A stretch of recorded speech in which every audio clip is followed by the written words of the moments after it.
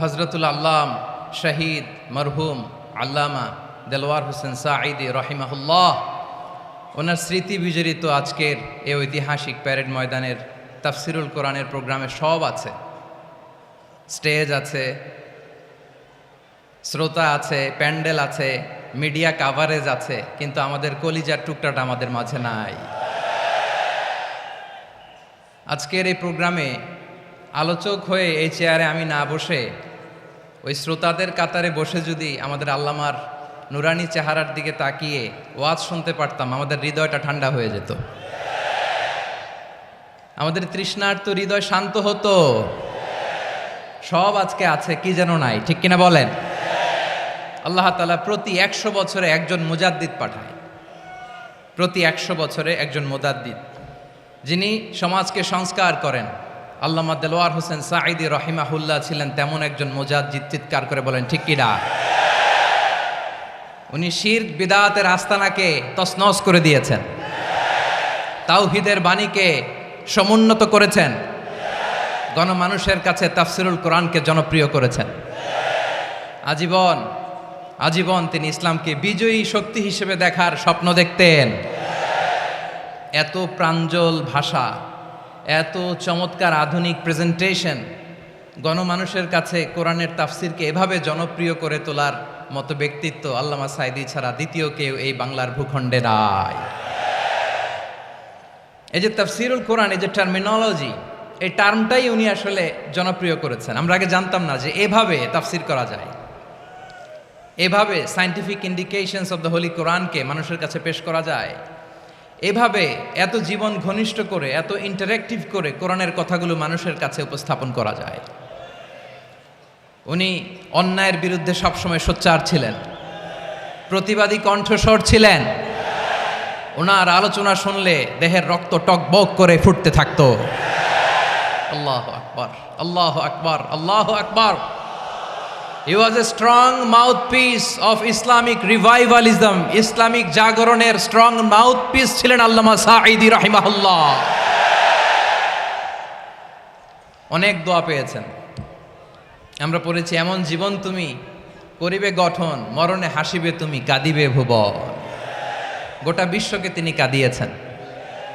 আল্লামা যখন ইন্তেকাল করলেন, আমি তখন মালয়েশিয়া থেকে যুক্তরাষ্ট্রে একটা কনফারেন্সে যোগ দিতে যাচ্ছি, কাতার এয়ারলাইন্সে। মালয়েশিয়া থেকে দোহাতে নামলাম। দোহায় যখন আমার ট্রানজিট, তখন শুনতে পেলাম যে আল্লামা বিদায় নিয়েছেন। সোশ্যাল মিডিয়ায় শুনে বিশ্বাস করতে পারলাম না। মুহূর্তের মধ্যেই মাসুদ সাঈদী ভাইকে মেসেজ করলাম, উনি কোনো উত্তর দিতে পারলেন না।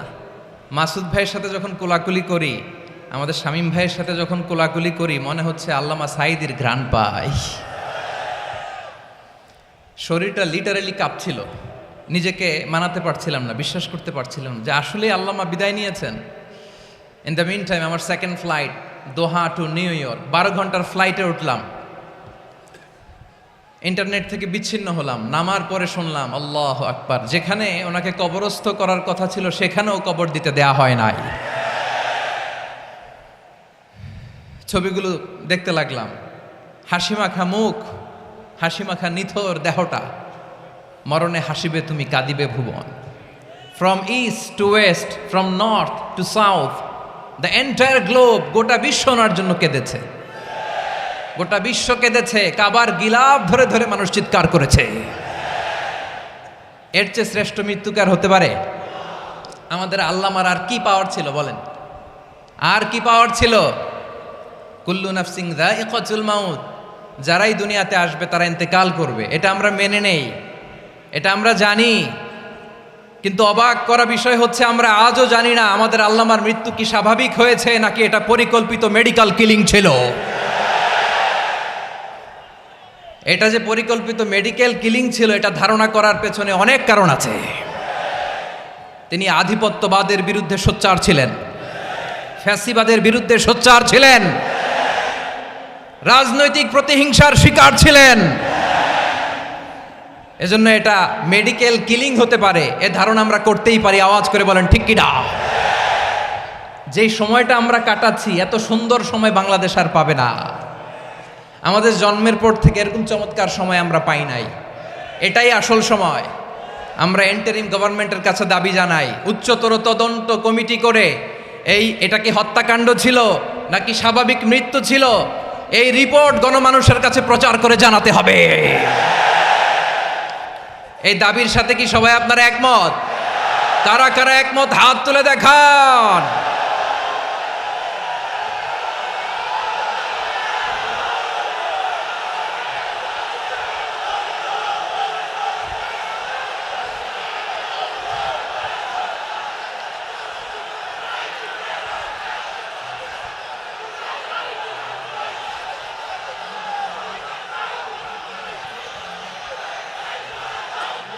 আমার প্রিয় ভাইয়েরা, প্রিয় চট্টলাবাসী, আল্লাহ তাআলা তার এই মুখলেস গোলামকে তার জান্নাতুল ফেরদাউসের মেহমান হিসেবে কবুল করুক, তার জীবনের সকল খেদমাগুলোকে কবুল করুক, জান্নাতুল ফেরদাউসের আলা মাকামে তাকে মেহমান হিসেবে কবুল করুক।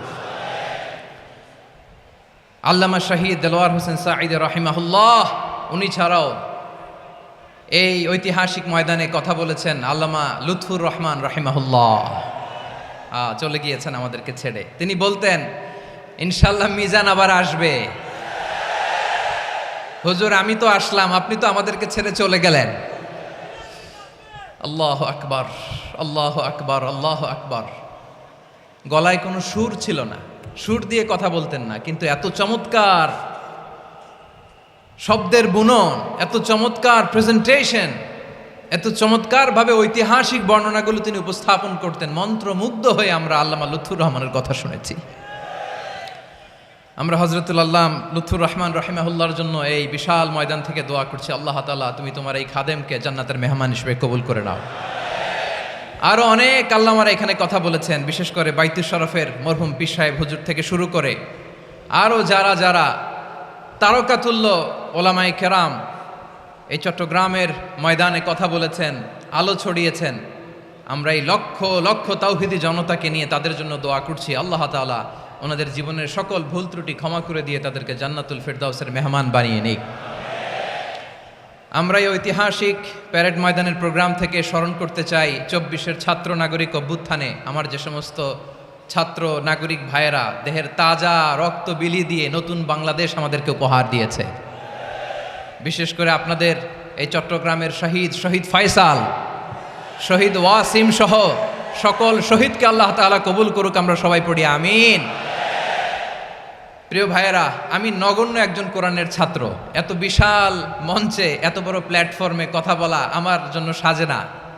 তারপরও আমাদের মুরব্বীরা আমাদের ডানে বায়ে বসে আছেন, ওনাদের আদেশক্রমে ওনাদের অনুমতিক্রমে কিছু কথা আজকের এই ঐতিহাসিক প্রোগ্রামে আপনাদের সামনে উপস্থাপন করার চেষ্টা করব। ওমা তৌফিক ইল্লা বিল্লাহ। প্রিয় ভাইয়েরা, 5 দিন ব্যাপী এই তাফসিরুল কোরআনের প্রোগ্রামে অনেক ওলামা হযরত কথা বলেছেন। যারা কোরআন সুন্নাহ থেকে আমাদেরকে কোরআনের কথাগুলো শোনালেন, আমরা যেন সেগুলো আমল করতে পারি, আল্লাহ আমাদেরকে তৌফিক দান করুক। শুরুতে আমাদের নিয়তটাকে খালেস করে নেওয়া দরকার। এই যে গ্যাদারিং, এই যে হিউজ শোডাউন, এগুলো যদি আমাদের নিজেদেরকে পরিবর্তন না করে তাহলে এতে কোনো লাভ নাই। জোরে বলেন ঠিক কিনা? এই প্রোগ্রাম যদি আমাদের জীবনকে পরিবর্তন করে, আমাদের চিন্তার ডিএনএকে চেঞ্জ করে দেয়, তাহলেই চট্টগ্রামের প্যারেড ময়দান সার্থক। আসুন আমরা চিন্তাকে খালেস করে নেই। আমরা সবাই নিয়ত করি যে যতটুকু কথা আমরা কোরআনের আলোকে শুনবো, আমলের নিয়তে শুনবো ইনশাআল্লাহ। বলেন সবাই। আপনারা সবাই ঠিকঠাক আছেন তো? কখন আসছেন আপনারা? সবাই আসছেন কখন? সকালে, কেউ দুপুরে, 9টায়, আল্লাহ আল্লাহ আল্লাহ। দুপুরের খাবার খাওয়ার সুযোগ হয়েছিল? খান নাই? রোজা রাখছেন? আহা, আমি কি দিয়ে বিদায় দেব আমার এই ভাইগুলোরে? আল্লাহ তুমি আমার ভাইগুলোরে কবুল করো। ইসলামের পক্ষের এই গণজোয়ারকে আগামীর বাংলাদেশের ইসলামের জন্য তুমি কবুল করো। যেই ভালোবাসা ইসলামের জন্য হয়, যেই গণজোয়ার কোরআনের জন্য হয়, পৃথিবীর কোনো শক্তি দিয়ে সেটাকে আটকানো যায় না। জোরে বলেন ঠিক কিনা? এজন্য গ্রাজুয়ালি, সিস্টেম্যাটিক্যালি, মেথোডোলজিক্যালি আমাদেরকে আগাতে হবে, শুধু আবেগ দিয়ে নয়। বিবেকেরও দরকার আছে না নাই? প্রিয় ভাইয়েরা, আসুন, আমাদের কথা অনেক বেশি, সময় অনেক কম। আমরা আর কাল বিলম্ব না করে মহাবিশ্বয় মহাগ্রন্থ আল কোরআন আল কারীম থেকে কিছু কথা শুনি। আমি যেই টপিকটা নিয়ে আজকের এই ঐতিহাসিক চট্টগ্রামের প্যারেড ময়দানের তাফসিরুল কোরআন প্রোগ্রামে আলোচনা করব, সেটা হচ্ছে সূরাতু আন-নাহলের 90 নম্বর আয়াত নিয়ে কিছু কথা আমরা উপস্থাপন করবার চেষ্টা করব ইনশাআল্লাহ। আমার খুতবার শুরুতেই আপনারা মোটামুটি আন্দাজ করে ফেলেছেন যে আমি কি নিয়ে আলোচনা করব, কারণ যে আয়াতটি আমি তেলাওয়াত করেছি এই আয়াতটি প্রায়শই এই ভূখণ্ডে, এই বাংলাদেশে জুমার দিনে খতিব সাহেবরা দ্বিতীয় খুতবা শেষের দিকে পড়ে না? কি কমন পড়ছে? ইন্নাল্লাহা ইয়া'মুরু বিল আদলি ওয়াল ইহসান ওয়া ইতা'i যিল কুরবা ওয়া ইয়ানহা আনিল ফাহশাই ওয়াল মুনকারি ওয়াল বাগি ইয়া'iদুকুম লাআল্লাকুম তাযাক্কারুন। মুখস্থ আছে না সবার? আসুন আমরা এই আয়াতের সরল অর্থ, এর মর্মবাণী, এর সংক্ষিপ্ত তাফসীর সবাই মিলে আজকের এই প্রোগ্রাম থেকে উদ্ধার করার চেষ্টা করি। আপনারা মনোযোগী আছেন তো? ইনশাআল্লাহ। এই আয়াতটা অনেক কম্প্রিহেন্সিভ একটা আয়াত। সাইয়েদনা আব্দুল্লাহ ইবনে মাসউদ রাদিয়াল্লাহু তাআলা আনহু উনি বলেছেন, ইন্নাহা মিন আজমাই আয়াতিল কোরআন। এটা কোরআনের সবচেয়ে জামে মানে আয়াত। যদিও ছোট্ট আয়াত, অল্প কিছু কথামালা, কিন্তু তিনি বলতেন এটা কোরআনের সবচাইতে জামে মানে সবচেয়ে কম্প্রিহেন্সিভ একটা আয়াত, যেখানে কথা কম, শব্দ কম, কিন্তু এটার দোতনা, এটার আবেদন, এটার মিনিং অনেক বেশি। সুবহানাল্লাহ। এই আয়াতে আল্লাহ তাআলা বেসিকলি আমাদেরকে 3টা বিষয়ে আদেশ করেছেন আর 3টা বিষয়ে বারণ করেছেন, মানে নিষেধ করেছেন। আওয়াজ করে বলুন, আদেশ করেছেন কয়টা? প্রিয় চট্টলার ভাইয়েরা, আমার মতো এই যে 3 আঙ্গুল উঁচু করে বলেন, আদেশ করেছেন কয়টা? আবার নিষেধও কয়টা? মানবো তো আমরা ইনশাআল্লাহ? বলেন সবাই। 3 do's and 3 don'ts, do's and don'ts। 3টা আদেশ, 3টা নিষেধ। এই 3টা আদেশ আর 3টা নিষেধের ভেতরে আল্লাহ তাআলা গোটা ইসলামী শরিয়ার মূল নির্যাসকে ঢুকিয়ে দিয়েছেন। সুবহানাল্লাহ। এই ছোট্ট একটা আয়াতে গোটা ইসলামী শরিয়ার, the gist, the cream of the creams, গোটা ইসলামী শরিয়ার মূল নির্যাসকে আল্লাহ ঢুকিয়ে দিয়েছেন। 3টা আদেশ আর 3টা নিষেধ। আসুন আমরা সরাসরি কোরআন থেকে শুনি, সবাই পড়ুন। আউযু বিল্লাহি মিনাশ শাইতানির রাজীম। বিসমিল্লাহির রহমানির রহিম। ইন্নাল্লাহা ইয়া'মুরু বিল আদলি ওয়াল ইহসানি ওয়া ইতা'i যিল কুরবা ওয়া ইয়ানহা আনিল ফাহশাই ওয়াল মুনকারি ওয়াল বাগি ইয়া'ইযুকুম লা'আল্লাকুম তাযাক্কারুন।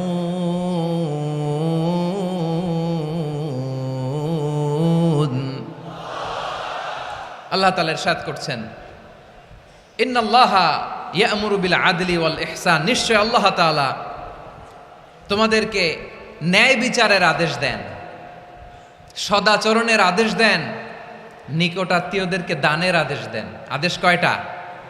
আওয়াজ করে সবাই বলুন তো কয়টা? নিশ্চয় আল্লাহ তাআলা তোমাদেরকে ন্যায় বিচারের আদেশ দেন, সদাচরণের আদেশ দেন, তিনি তোমাদের নিকটাত্মীয়দেরকে দানের আদেশ দেন, আর তিনি তোমাদেরকে অশ্লীলতা থেকে নিষেধ করেন, মন্দ কাজ থেকে নিষেধ করেন, অবাধ্যতা সীমা লঙ্ঘন থেকে নিষেধ করেন। তিনি তোমাদেরকে উপদেশ দেন যাতে তোমরা শিক্ষা গ্রহণ করো। সুবহানাল্লাহ। উপদেশ দিচ্ছে স্বয়ং কে? তিনটা জিনিসের আদেশ। ইয়া'মুরু বিল আদল, সুবিচার ন্যায় বিচারের আদেশ তিনি দেন। ইহসানের আদেশ দেন, যাতে আমরা ইহসান করি, একে অপরের প্রতি সুবিচার করি, মহানুভবতা দেখায়, অনুগ্রহ দেখায়, আর নিকট আত্মীয়দেরকে যেন আমরা দান করি। এই তিনটা আদেশ তিনি দিয়েছেন। আর কোন তিনটা জিনিস থেকে তিনি বারণ করেছেন? অশ্লীলতা, ফাহশা, মুনকার, মানে সব মন্দ আর অসৎ কাজ, এগুলো থেকে তিনি আমাদেরকে বারণ করেন। ওয়াল বাগি, অবাধ্যতা, সীমা লঙ্ঘন, এই তিনটা কাজ থেকে তিনি আমাদেরকে বারণ করেন। তিনি আমাদেরকে উপদেশ দেন, স্বয়ং আল্লাহ তাআলা আমাদেরকে উপদেশ দেন, যাতে করে আমরা শিক্ষা গ্রহণ করি। সুবহানাল্লাহ পড়ে। তাহলে আসুন আমরা ধরে ধরে একটা একটা করে সামনের দিকে আগাই। আল্লাহ তাআলা প্রথমে আমাদেরকে আদেশ দিয়েছেন আদালের। ইন্নাল্লাহা ইয়া'মুরু বিল আদল। আওয়াজ করে বলুন আল আদাল। সবাই পড়ুন আল আদাল। আমরা উর্দু জানি, হিন্দি জানি, অনেকে ইংরেজিও জানি, কিন্তু আরবি শব্দগুলো আমাদের মুখ দিয়ে বেরোতে চায় না। আওয়াজ করে বলুন আল আদাল। মাশাআল্লাহ। ইন্নাল্লাহা ইয়া'মুরু বিল আদল। আল্লাহ তাআলা আমাদেরকে আদলের আদেশ দেন। আদল অনেকে না বুঝলেও আদালত শব্দটা বুঝবেন। আদালত, আদালত, আদালত বুঝেন না? যেখানে বিচার কার্যের ফয়সালা করা হয়, কোর্ট কাচারি আদালত, এটা তো ভেরি কমন। এটা শুনছেন না সবাই? আদালত, যেখানে ন্যায় বিচার হবে, সুশাসন হবে। কিন্তু ভাগ্যের কি নির্মম পরিহাস, ওখান থেকে মিথ্যা সাক্ষী দিয়ে মনমতো রায় দিয়ে দেয়া হয়। এগুলোর পরিবর্তন হওয়ার দরকার আছে না নাই? প্রিয় ভাইয়েরা, আদালত, আল আদল, ইংরেজিতে বলে জাস্টিস, ন্যায় বিচার, সুবিচার, সুশাসন, জাস্টিস, আল আদল, সব জায়গায় এই জাস্টিস থাকা দরকার। Justice should be prevailed in the society. The mission of all prophet was to uphold the justice. সব নবীর মিশন ছিল এই জাস্টিসকে, আদালকে, সুশাসন আর সুবিচারকে নিশ্চিত করা। পড়েন সুবহানাল্লাহ। And the core message of every divine scripture was to uphold justice. পৃথিবীর সব আসমানি কিতাবের মূল শিক্ষা ছিল এই জাস্টিসকে সমাজে এনশিওর করা, সুবিচার, সুশাসনকে এনশিওর করা। তাহলে প্রিয় ভাইরা, আমরা বুঝতে পারলাম আল আদ শব্দের মানে হচ্ছে ইনসাফ বা সুবিচার বা ন্যায় বিচার। এটা হচ্ছে একটা general meaning, very general meaning. আপনি যদি ইন ডেপথ বুঝতে চান, আরো ভেতরে যান, তাহলে আদাল মানে হচ্ছে সমন্বয়, আদাল মানে হচ্ছে ভারসাম্য, ব্যালেন্স, আদাল মানে হচ্ছে মধ্যম পন্থা। সুবহানাল্লাহ পড়েন। কারণ সব সময় সমান সমান হইলেই সুবিচার হয় না। কথা কি বুঝতেছেন? ইসলামের দ্য কনসেপ্ট অফ আদাল, এটা এমন আদাল, এটা সব সময় সমান সমান নয়। যখন সমান সমান দেয়া দরকার, ইসলাম সমান সমান দেয়। যখন ব্যালেন্স করা দরকার, চেক এন্ড ব্যালেন্স, সমন্বয়, ভারসাম্য করা দরকার, তখন ইসলাম ভারসাম্য করে দেয়। এটার নাম আদাল। সুবহানাল্লাহ। সহজ করে আপনাদেরকে বুঝাই। যেমন ধরুন, একটা পরিবারের 3 জন সদস্য, স্বামী, স্ত্রী আর সন্তান। তাদের সকালবেলার ব্রেকফাস্টে স্বামীর, সকালের নাস্তায় স্বামীর 3টা রুটি লাগে, স্ত্রীর 2টা লাগে, আর সন্তানের 1টা রুটি লাগে। এখন আমি যদি সমান সমান করে আদল করতে চাই, সবাইকে যদি 3টা করে রুটি দেই, তাহলে স্বামী বেচারার জন্য ঠিক আছে? কি বলেন? কথা কি বুঝতেছেন না কষ্ট হয়ে যাচ্ছে? যদি সমান সমানের নিয়মে আগাই, তাহলে 3টা করে যদি রুটি দেই, স্বামীর জন্য ওকে, কিন্তু স্ত্রীর জন্য 1টা বেশি হয়ে যায়। আর সন্তানের জন্য কয়টা বেশি হয়? আচ্ছা, এই তো বুঝতেছেন, মাশাআল্লাহ। আচ্ছা, 2টা করে যদি সবাই রে দেয় সমান সমান নীতিতে, তাহলে স্ত্রীর জন্য, স্ত্রী বেচারির জন্য ঠিক আছে, কিন্তু স্বামীর কয়টা কম পড়ে? আর সন্তানের বেশি হয়ে যায় কয়টা? আচ্ছা, সমান সমান নীতিতে সবাইকে যদি সকালের নাস্তার জন্য 1টা করে রুটি দেই, সন্তানের জন্য ঠিক আছে, কিন্তু স্ত্রী বেচারির কম পড়ে কয়টা? স্বামীর কম পড়ে কয়টা? 2টা।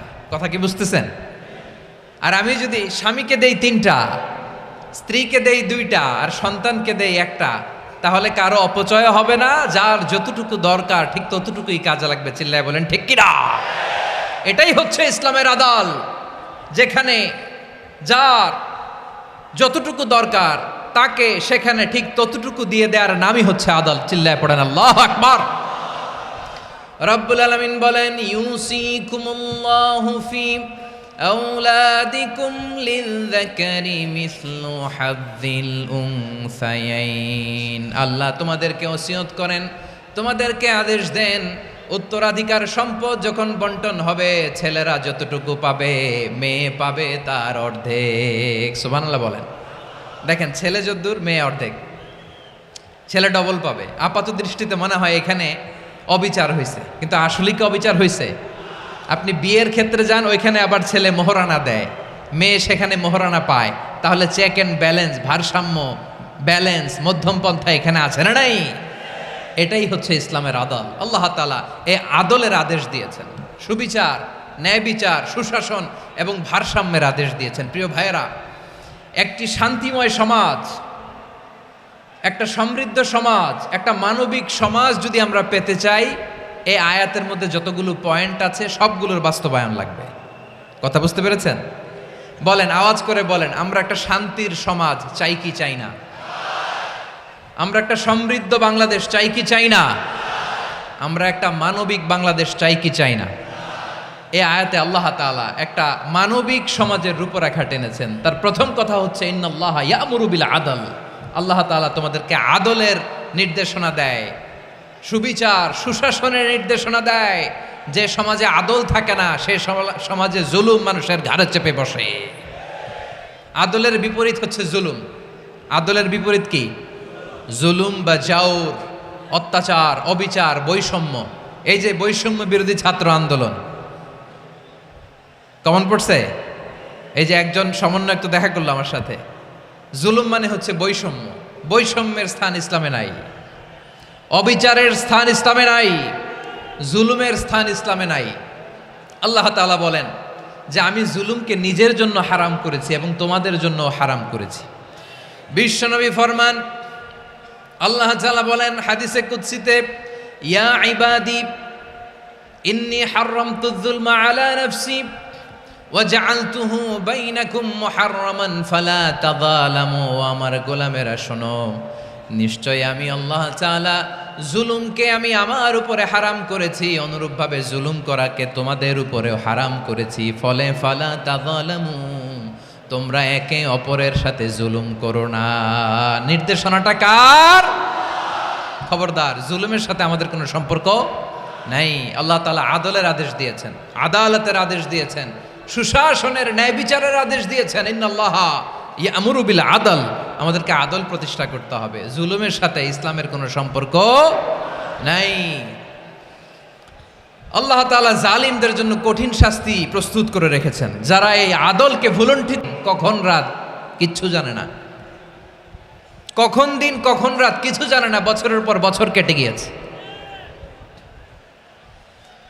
এক্সট্রা জুডিশিয়াল কিলিং এর কোনো হিসাব নাই, বিচার বহির্ভূত হত্যা, এনফোর্স ডিসঅ্যাপিয়ারেন্স, গুম, যেটা সবচাইতে বড় মানবতা বিরোধী অপরাধ। কত মানুষ যে গুম হয়েছে তার কোনো ইয়ত্তা নাই।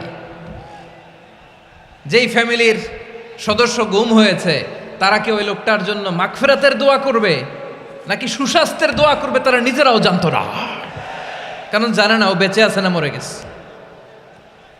আহা, বিডিআর নওজোয়ানদের যারা ছাড়া পেল দেখলাম, বিনা অপরাধে, কোনো অন্যায় ছাড়া, অপরাধ ছাড়া তাদের জীবন থেকে, তাদের তারুণ্যের, তাদের যৌবনের 15 বছর, 16 বছর, 17 বছর নাই, 6 মাস বয়সের ছোট বাচ্চাকে রেখে জেলে গেছে। 6 মাসের মেয়ে বেরোয় দেখে মেয়ের বয়স 17 বছর। মেয়ে বাবারে চিনে না, বাবা মেয়েরে চিনে না। মেয়েকে এখন বিয়ে দিয়ে আরেক ছেলের হাতে তুলে দিবে। মেয়ের শৈশব বাবা দেখে নাই, মেয়ের কৈশোর বাবা দেখে নাই, মেয়ের তারুণ্য দেখে নাই। আরেক যুবককে দেখলাম 14 বছরের 14 দিনের সংসার, 2 সপ্তাহের সংসার শেষে জেলে গেছে।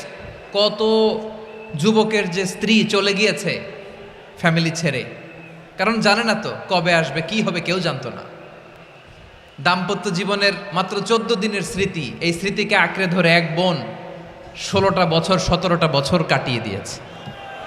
আমি নিউজটা দেখে ভাবলাম, আমার এই বোনের প্রতিটি দিন কিভাবে কেটেছে, প্রতিটি রাত কিভাবে কেটেছে, প্রতিটি ক্ষণ কিভাবে কেটেছে। বিশ্বনবী বলেছেন, ইত্তাকি দাওয়াতাল মাজলুম ফাইন্না লাইসা বাইনাহু ওয়া বাইনাল্লাহি হিজাব। মাজলুমের কান্নাকে ভয় করো, কারণ মাজলুমের কান্না আর আল্লাহর মাঝে কোনো পর্দা থাকে না। আমরা আর এরকম কোন জুলুম বাংলাদেশে দেখতে চাই না, জোরে বলেন ঠিক কিনা? আর কেউ নতুন করে জালিম হোক আপনারা চান? আবার নতুন করে কেউ ফ্যাসিস্ট হোক আপনারা চান? এক দল আরেক দলকে নিশ্চিহ্ন করার রাজনীতিতে মেতে উঠুক এটা আপনারা চান? আমরা বাংলাদেশকে আদল দিয়ে সাজাতে চাই। আমরা এই 56,000 বর্গ মাইলের প্রতিটা ইঞ্চি মাটিকে কোরআনের আইন দিয়ে সাজাতে চাই। রাজি আছেন আপনারা? কারা কারা রাজি দেখান হাত তুলে আল্লাহকে।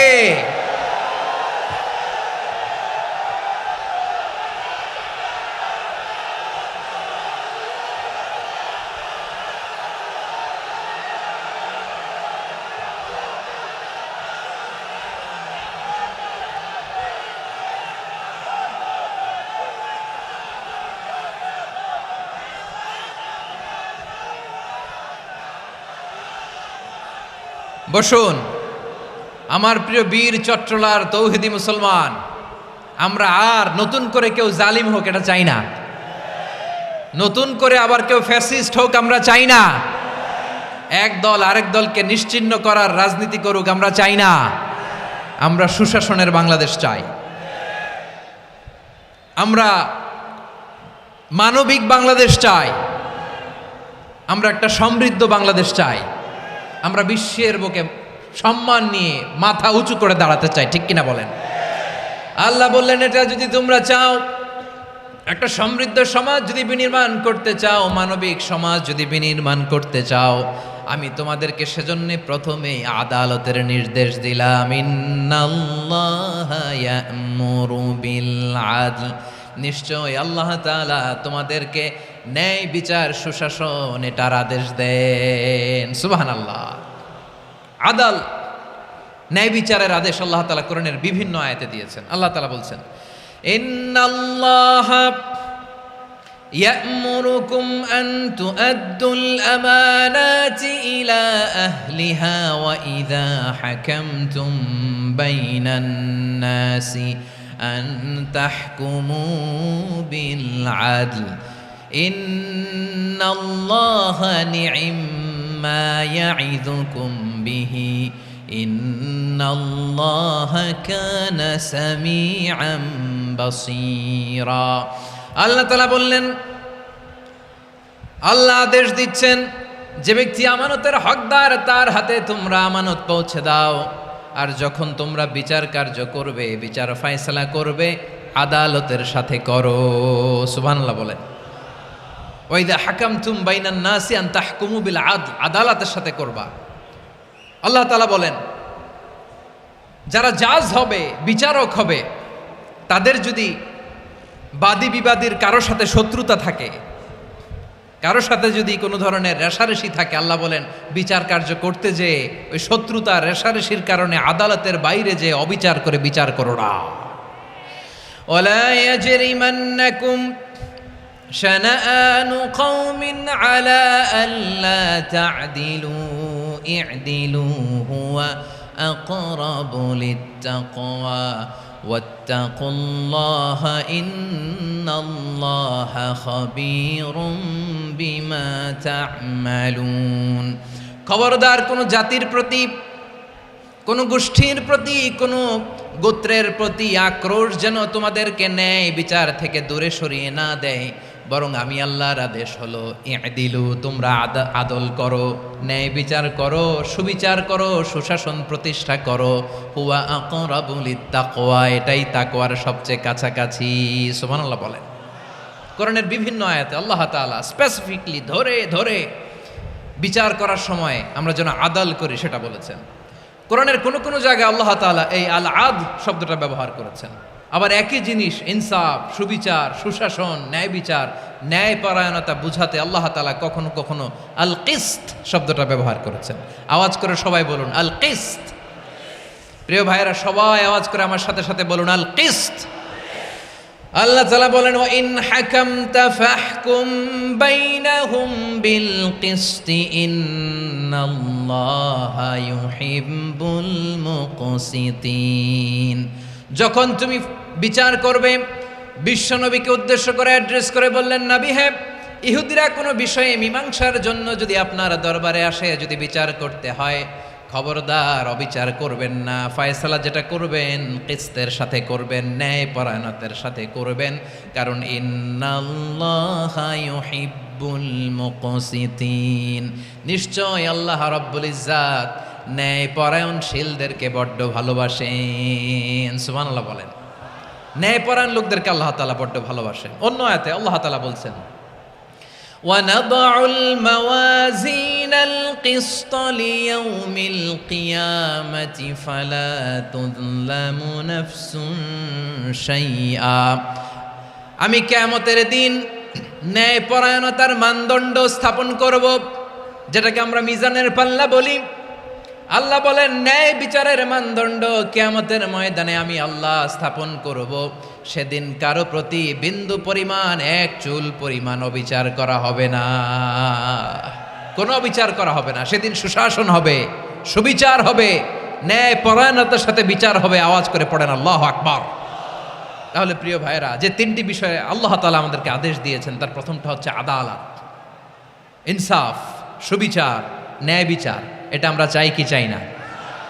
বিশ্বনবী ন্যায় বিচার, ন্যায় পরায়ণতা, সুশাসন প্রতিষ্ঠিত করেন কি করেন নাই? আপনারা বিশ্বনবীর সিরাত যারা পড়েছেন, আপনি দেখবেন বিশ্বনবীর সিরাতের পরতে পরতে, বাঁকে বাঁকে, সিরাতের বাঁকে বাঁকে এই আদালতের নমুনা মেলে। সুবহানাল্লাহ বলেন। ছোট্ট একটা নমুনা রাসূল সাল্লাল্লাহু আলাইহি ওয়াসাল্লামের আসসিরা আল আতরা থেকে ছোট্ট একটা নমুনা আপনাদের খেদমতে এখানে উপস্থাপন করি। বিশ্বনবী সাল্লাল্লাহু আলাইহি ওয়াসাল্লাম মক্কা বিজয় করলেন 8ম হিজরিতে। মক্কা বিজয় শেষের দিনই কয়েক সপ্তাহ মক্কাতে অবস্থান করলেন। ইন দ্য মিন টাইম মক্কার একটা ভেরি প্রেস্টিজিয়াস অ্যান্ড ডিগনিফাইড ফ্যামিলির নারী চুরিতে ধরা পড়ল। কিসে ধরা পড়ল? সবাই বলেন কিসে? আমাদের সমাজে আসেনি এটা? আছে? ছোট না বড়? হ্যাঁ, হিসাব করে শেষ করা যায় না। 3.25 লাখ কোটি টাকা নাই উন্নয়ন প্রকল্পের নামে। উন্নয়ন প্রকল্পের নামে 3.25 লাখ কোটি টাকা নাই। 3.25 লাখ কোটি টাকা লিখতে পারবেন আপনি? এক টানে লিখতে পারবেন? বুঝতেছেন কত বড় সংখ্যা? হ্যাঁ, বনু মাখজুমিয়া গোত্রের এক নারী মক্কায় চুরিতে ধরা পড়ল। বলেন তো চুরি করলে বিধান কি? কি কাটতে হবে? চুরির বিধান হলো হাত কেটে দাও। তাও সেটা গোপনে নয়, প্রকাশ্যে জনসম্মুখে হাত কেটে দাও। বনু মাখজুমিয়া গোত্রের নারী যখন চুরিতে ধরা পড়লো, সাহাবারা চিন্তায় পড়ে গেলেন। সবেমাত্র মক্কার লোকেরা কালিমা পড়ে মুসলমান হয়েছে, ইসলামের আইন কানুন তেমন জানে না, ইসলামী শরিয়ার সাথে বেশি পরিচিত নয়।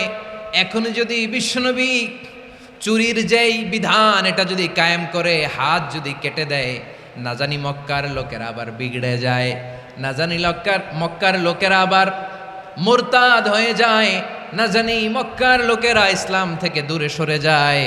চলো চলো, সাহাবীরা মিলে পরামর্শ করলেন, চলো বিশ্বনবীর কাছে যে বলি, ও নবী, শুধু কেবলমাত্র একমাত্র এই নারীর জন্য চুরির হাত কাটার বিধানটা আপনি একটু থামিয়ে দেন। চুরির হাত কাটার যে বিধান এইখানে একটু রহিত করে দেন, বাকিগুলা কইরেন মদিনাতে যে চলবে, কিন্তু মক্কায় এবারের জন্য মাফ করে দেন। কিন্তু কে বলবে? এই যে পরামর্শ, সাজেশন, এটা কে দিবে বিশ্বনবীর কাছে? সাহাবারা চিন্তায় পড়ে গেলেন। আল্লাহর নবীর সামনে দাঁড়িয়ে আল্লাহর দেয়া হুদুদ, আল্লাহর দেয়া বিধান থামিয়ে দেওয়া, মাফ করে দেওয়া, এই কথা বিশ্বনবীর সামনে বলার সাহস তো কেউ রাখে না। কেউ কেউ বলল, বিশ্বনবীর পালক পুত্র যায়েদ বিন হারেসার সন্তান উসামারে বিশ্বনবী নাতির মতো আদর করে, বড্ড বেশি ভালোবাসে উসামারে। এজন্য সাহাবারা উসামাকে বলতো হিব্বু রাসূলিল্লাহ, বিশ্বনবীর ভালোবাসা। কি বলতো? সাহাবীরা বললেন, বিশ্বনবীর ভালোবাসা হিব্বু রাসূলিল্লাহ, উসামারে পাঠাও। উসামারে বিশ্বনবী নাতির মতো স্নেহ করে, মায়া করে, ভালোবাসে। আমরা পারবো না, উসামা পারবে। সবাই মিলে ফুলিয়ে ফুসিয়ে ওসামাকে, ছোট্ট ওসামাকে রাজি করালো। ওসামা এমন এমন কথা যে তুমি বিশ্বনবীর কাছে বলতে হবে, পারবা নাকি? ওসামা বলে পারবো। সাইয়েদনা ওসামা রাদিয়াল্লাহু তাআলা আনহু তরুণ সাহাবী বিশ্বনবীর কাছে গেলেন, যে বললেন, নবী, বনু মাখজুমিয়া গোত্রের এক নারী চুরিতে ধরা পড়েছে, এবারের জন্য কি এই মহিলাটারে মাফ করে দিলে হয় না? এবারের জন্য একটু ক্ষমা করা যায় না নবী? বিশ্বনবী বলেন, আতাশফাউ ফি হাদ্দিম মিন হুদুদিল্লাহ, তোমার এত বড় সাহস উসামা, তুমি আল্লাহর হাত, আল্লাহর দেয়া বিধান এটার ব্যাপারে সুপারিশ করতে এসেছো? তোমরা কি জানো তোমাদের আগে যত কওম, যত গোত্র, যত জনপদ ধ্বংস হয়েছে তার কারণ ছিল তাদের মধ্যে গরিবরা অন্যায় করলে তারা বিচার করত, আর ধনীরা অন্যায় করলে তারা মাফ করে দিত। খবরদার, ওয়া আইমুল্লাহ লাউ আন্না ফাতিমাতা বিনতি মুহাম্মাদিন সারাকাত লাকাতা মুহাম্মাদুন ইয়াদাহা। বিশ্বনবী বললেন, ওরে ওসামা, বানু মাখজুমিয়ার ওই প্রেস্টিজিয়াস এন্ড ডিগনিফাইড ফ্যামিলির মেয়ে তো দূর কি বাত, অনেক দূরের কথা। জেনে রেখো ওসামা, আমার কলিজার টুকরা নয়নের পুটুলি ফাতেমাও যদি মক্কার জমিনে আজকে এই চুরির দায়ে ধরা পড়তো, আমি বিশ্বনবী মুহাম্মাদুর রাসূলুল্লাহ ধরে ফাতেমার ডান হাতটা কেটে দিতে এক বিলম্ব দেরি করতাম না। ইন্নাল্লাহা ইয়া'মুরু বিল আদল, আমাদেরকে জাস্টিস শিখায়। পশ্চিমারা আমাদেরকে ইনসাফ শিখায়, আমাদেরকে সুশাসন শিখায়। আর ইনসাফ, সুশাসন, ন্যায় বিচার, সুবিচার, জাস্টিস কারে বলে বিশ্বনবীর বায়োগ্রাফি থেকে জেনে নাও। এই ছিল বিশ্বনবী সাল্লাল্লাহু আলাইহি ইসলামের আদালতের নমুনা। আপনি যদি সাইয়েদনা ওমরে ফারুকের জীবনের দিকে তাকান,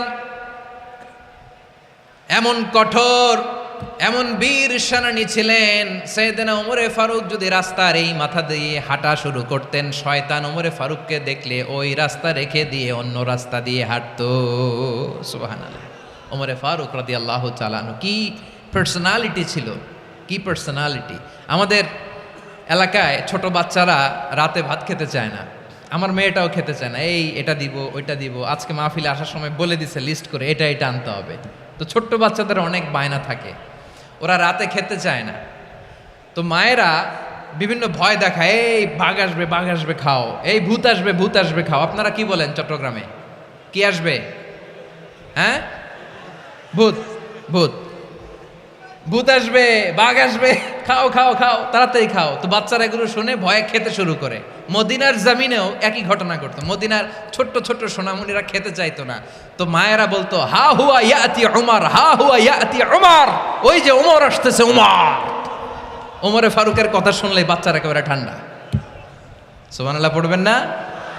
প্রভু তুমি বলেছ রাসূল দেবে না, বলনি দেবে না ওমর, বলনি দেবে না হামজা তারিক, খালিদ বিজয় সমর।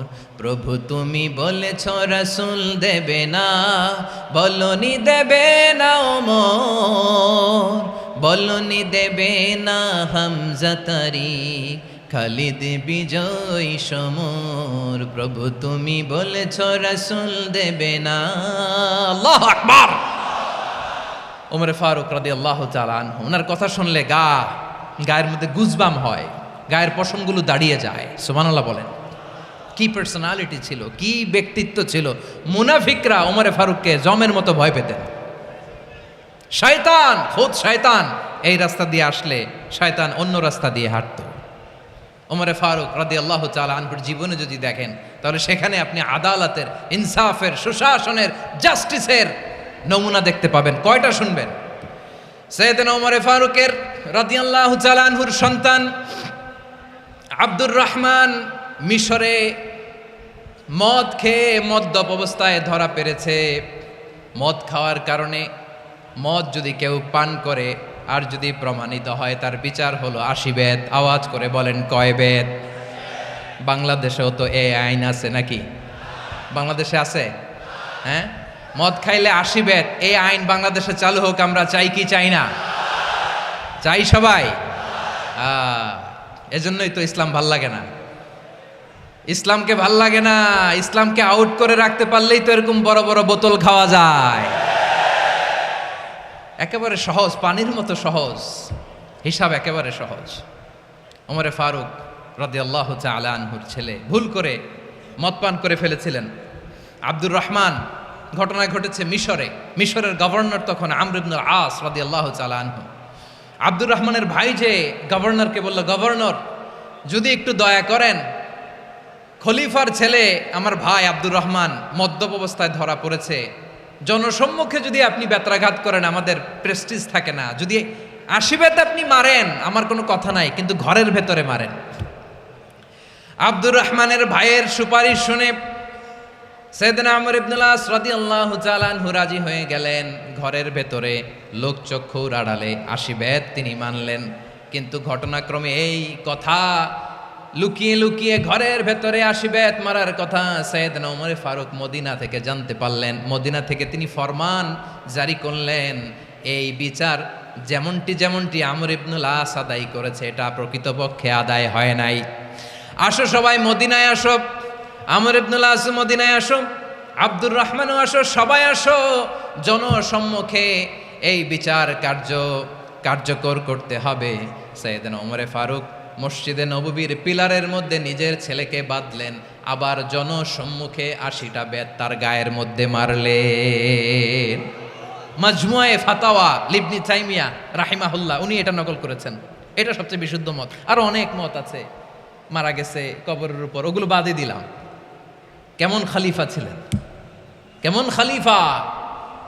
পশ্চিমারা তোমরা জাস্টিস আমাদেরকে শেখাও, ইনসাফ কারে বলে সুশাসন আমাদেরকে তোমরা শিখাও। ওমরে ফারুক রাদিয়াল্লাহু তাআলা আনহু ওই বিচারকে তিনি ধর্তব্য মনে করেন নাই। মদিনাতে এনে আবার জনসম্মুখে আবার 80 বেত মেরেছেন।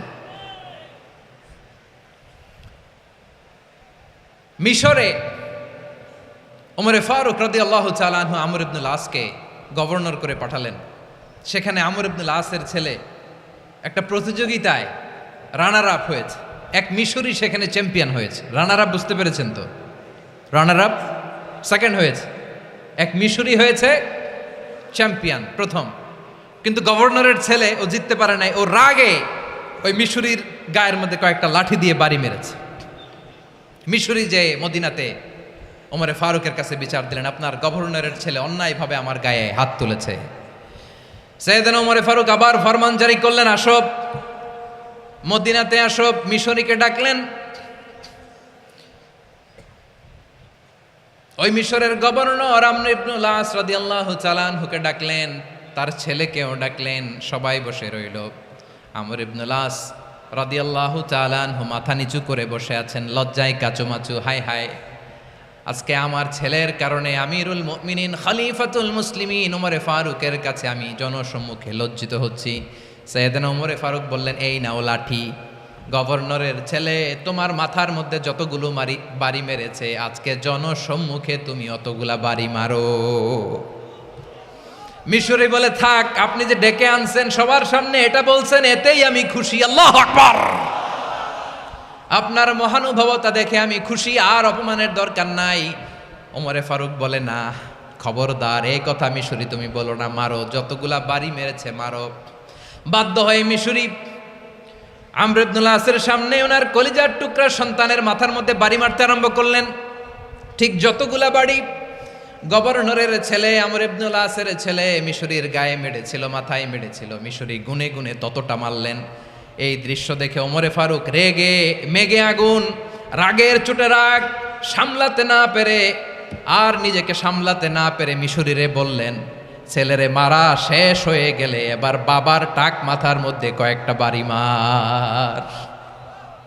রাগের চোটে, আউট অফ অ্যাঙ্গার, রাগের চোটে, যে আমার পাঠানো গভর্নর আমর ইবনুল আস তার ছেলেকে কেন আদব তারবিয়া কেন শিক্ষা দিতে পারে না। ছেলেরে মারা হইলে এবার আমর ইবনুল আসের মাথার মধ্যে 2টা মারো। এটা রাগে বলেছেন, এটা শাস্তি হিসেবে না। সুবহানাল্লাহ পড়ে। তোমরা আমাদেরকে সুশাসন শিখাও, আমাদেরকে সুশাসন শিখাও। বিশ্বনবী বলেন, আদল এটা যেন তেন বিষয় না, এটা দিয়েই মানবিক সমাজ গড়তে হবে। আল্লাহ তাআলা কিয়ামতের কঠিন ময়দানে যেদিন স্বামী স্ত্রীকে চিনবে না, স্ত্রী স্বামীকে দেখে পালিয়ে যাবে, বন্ধু বন্ধুরে চিনবে না, পীর সাহেব মুরিদরে চিনবে না, মুরিদ পীর সাহেবরে চিনবে না, দলের কর্মী তার নেতারে চিনবে না, নেতা তার কর্মীরে চিনবে না, বন্ধু বন্ধুরে দেখে পালাবে। এই কঠিন মুহূর্তে সূর্যটা মাথার কাছে চলে আসবে, জমিনটা তামার জমিন হবে। আজকের জমিনের মতো নয়, মানুষ ঘর্মাক্ত, ক্লান্ত, শ্রান্ত মাথার মগজগুলো কানের ছিদ্র আর নাকের ছিদ্র দিয়ে বেয়ে বেয়ে পড়বে। বিশ্বনবী ফরমান, কিয়ামতের ওই কঠিন ময়দানে 7 শ্রেণীর ব্যক্তিকে রব্বুল আলামিন তার আরশের নিচে ছায়া দিবেন। তার মধ্যে প্রথম শ্রেণীর ব্যক্তি হলো ইমামুন আদিল। ইমামুন আদিল, ন্যায়পরায়ণ শাসক, যে ইনসাফের সাথে বিচার করে, যে জাস্টিস সমাজে সার্ভ করে, যে সুশাসন নিশ্চিত করে, ওই ইমামুন আদিল। আদিল শব্দটা বুঝছেন না? ইন্নাল্লাহা ইয়া'মুরু বিল আদল, পাইছেন? আদিল। 7 শ্রেণীর ব্যক্তিকে আল্লাহ তাআলা সুশীতল আরশের নিচে ছায়া দিবেন, যেদিন তার দেয়া ছায়া ছাড়া কোনো ছায়া থাকবে না। এর প্রথম হচ্ছে ইমামুন আদিল, ন্যায়পরায়ণ শাসক। চিল্লায় বলেন সুবহানাল্লাহ। আবার বিশ্বনবী বললেন, ইন্নাল মুকসিতিনা ইনদাল্লাহি আলা মানাবিরা মিন নূর আন ইয়ামিনির রহমান। কিয়ামতের দিন যারা ন্যায়পরায়ণ হিসেবে আল্লাহর সামনে দাঁড়াবে, কিয়ামতের দিন রব্বুল আলামিন তার আরশের ডান দিকে ওই ন্যায়পরায়ণ লোকদের জন্য আরশের ডান দিকে একটা নূরের মিম্বারে তাদেরকে বসার সুযোগ করে দিবে। আল্লাহর আরশের ডান দিকে ন্যায়পরায়ণ লোকদের জন্য আল্লাহ তাআলা নূরের মিম্বার বানাবে। 4টে কেন কথা মনে করেছেন? আল আদাল, জাস্টিস। ইন্নাল্লাহা ইয়া'মুরু বিল আদল। আল্লাহ তাআলা এই আদালতের নির্দেশনা দেয়, সুবিচার, সুশাসন। প্রিয় ভাইয়েরা, এটা আমরা বাংলাদেশে চাই কি চাই না? এই যে অরাজকতা, এই যে অন্যায়, এই যে জুলুম, এই যে ইনকনসিস্টেন্সি, সমাজের অসঙ্গতির প্রধান কারণ জাস্টিস নাই, সুবিচার নাই, সুশাসন নাই। শেষবারের মতো আওয়াজ করে বলেন তো, আমরা বাংলাদেশে আদল চাই কি চাই না? তাহলে প্রথম নির্দেশনা শেষ। আল্লাহ তাআলা তোমাদেরকে আদলের আদেশ দেন। এরপরে আল্লাহ বললেন, আমি তোমাদেরকে ইহসানের আদেশ দেই। ইন্নাল্লাহা ইয়া'মুরু বিল আদলি ওয়াল ইহসান। আমি তোমাদেরকে যেমনি আদলের নির্দেশনা দেই, তেমনি ভাবে তোমাদেরকে ইহসানের নির্দেশনা দেই। ইহসান, আওয়াজ করে সবাই বলেন তো ইহসান। সবাই বলেননি? সবাই বললে এতটুকু আওয়াজ হবে আমি বিশ্বাস করি না। আওয়াজ করে বলুন আল ইহসান। ইহসান মানে কারো প্রতি সফট হার্টেড হওয়া, মহানুভব হওয়া, অনুগ্রহ পরায়ণ হওয়া, অনুগ্রহশীল হওয়া, একে অপরের প্রতি দয়াদ্র হওয়া।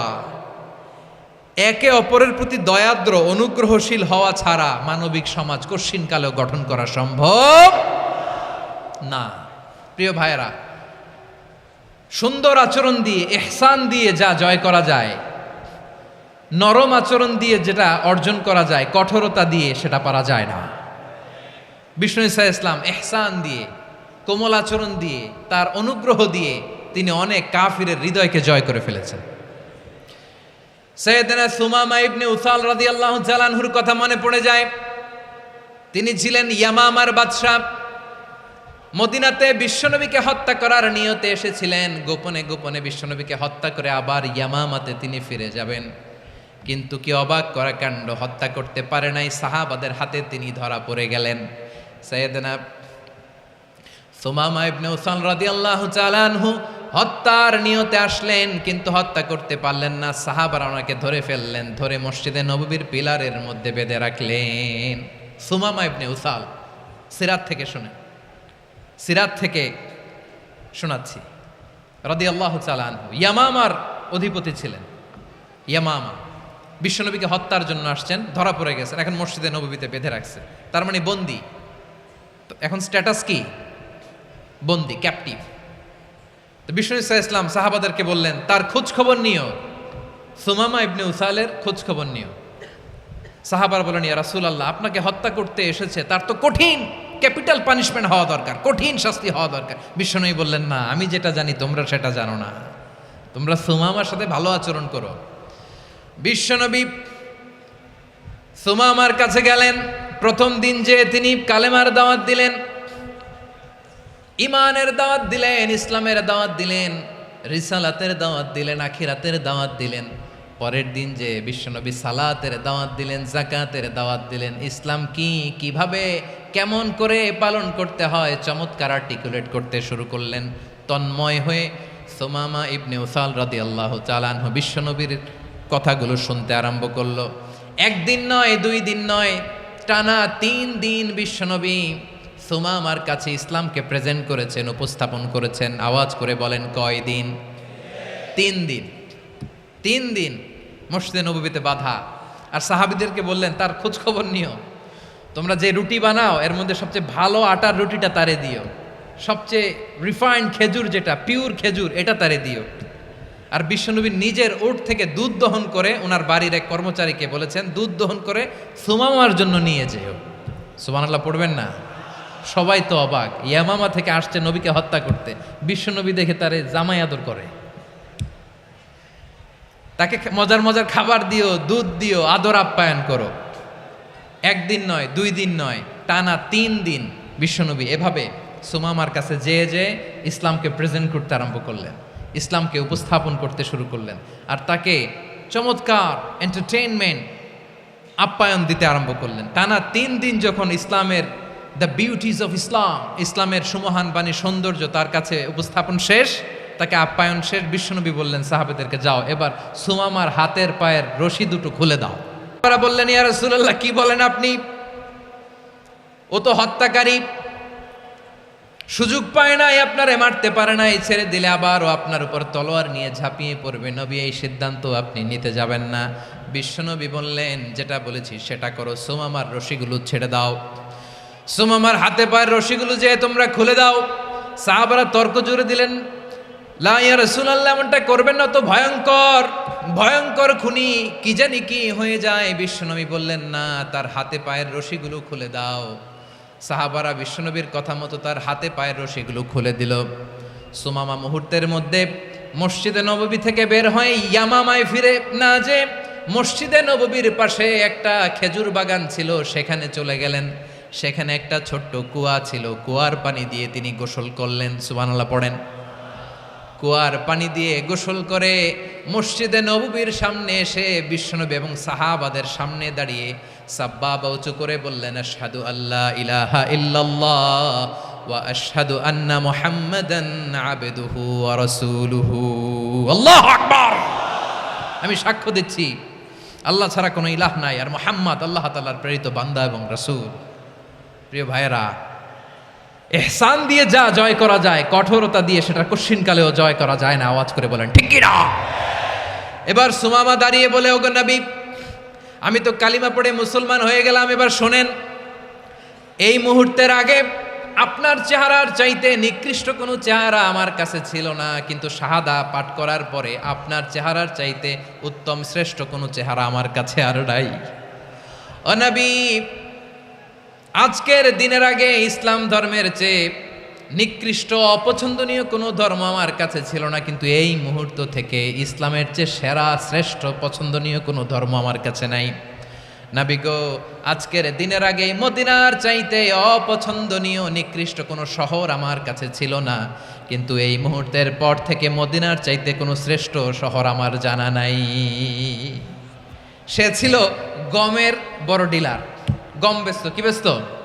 তার গম কিনে মক্কার লোকেরা রুটি খাইতো। সে ঘোষণা দিল আজকে থেকে মক্কাবাসীদের জন্য সব গম আমি হারাম করে দিলাম, মক্কাবাসী এখন না খেয়ে মরে। সুবহানাল্লাহ পড়বেন না? মক্কাবাসী বিশ্বনবীর কাছে আসলেন, এসে বললেন মুহাম্মদ, আমরা তো তোমার ভাই, তোমার চাচা, তোমার ভাতিজা, তোমার আত্মীয়, তুমি সুমামারে বলো সে যেন আবার গমের সাপ্লাই মক্কার জন্য অনুমতি দিয়ে দেয়। বিশ্বনবীর অনুমতি ক্রমে সুমামা আবার মক্কাতে গম পাঠাতে শুরু করলো। পড়েন সুবহানাল্লাহ। ইহসান, ইহসান দিয়ে আপনি যেটা জয় করতে পারবেন, you can win the heart of your enemies. ইহসান দিয়ে আপনি আপনার শত্রুর হৃদয়কে জয় করতে পারবেন। আওয়াজ করে বলেন ঠিক কি না?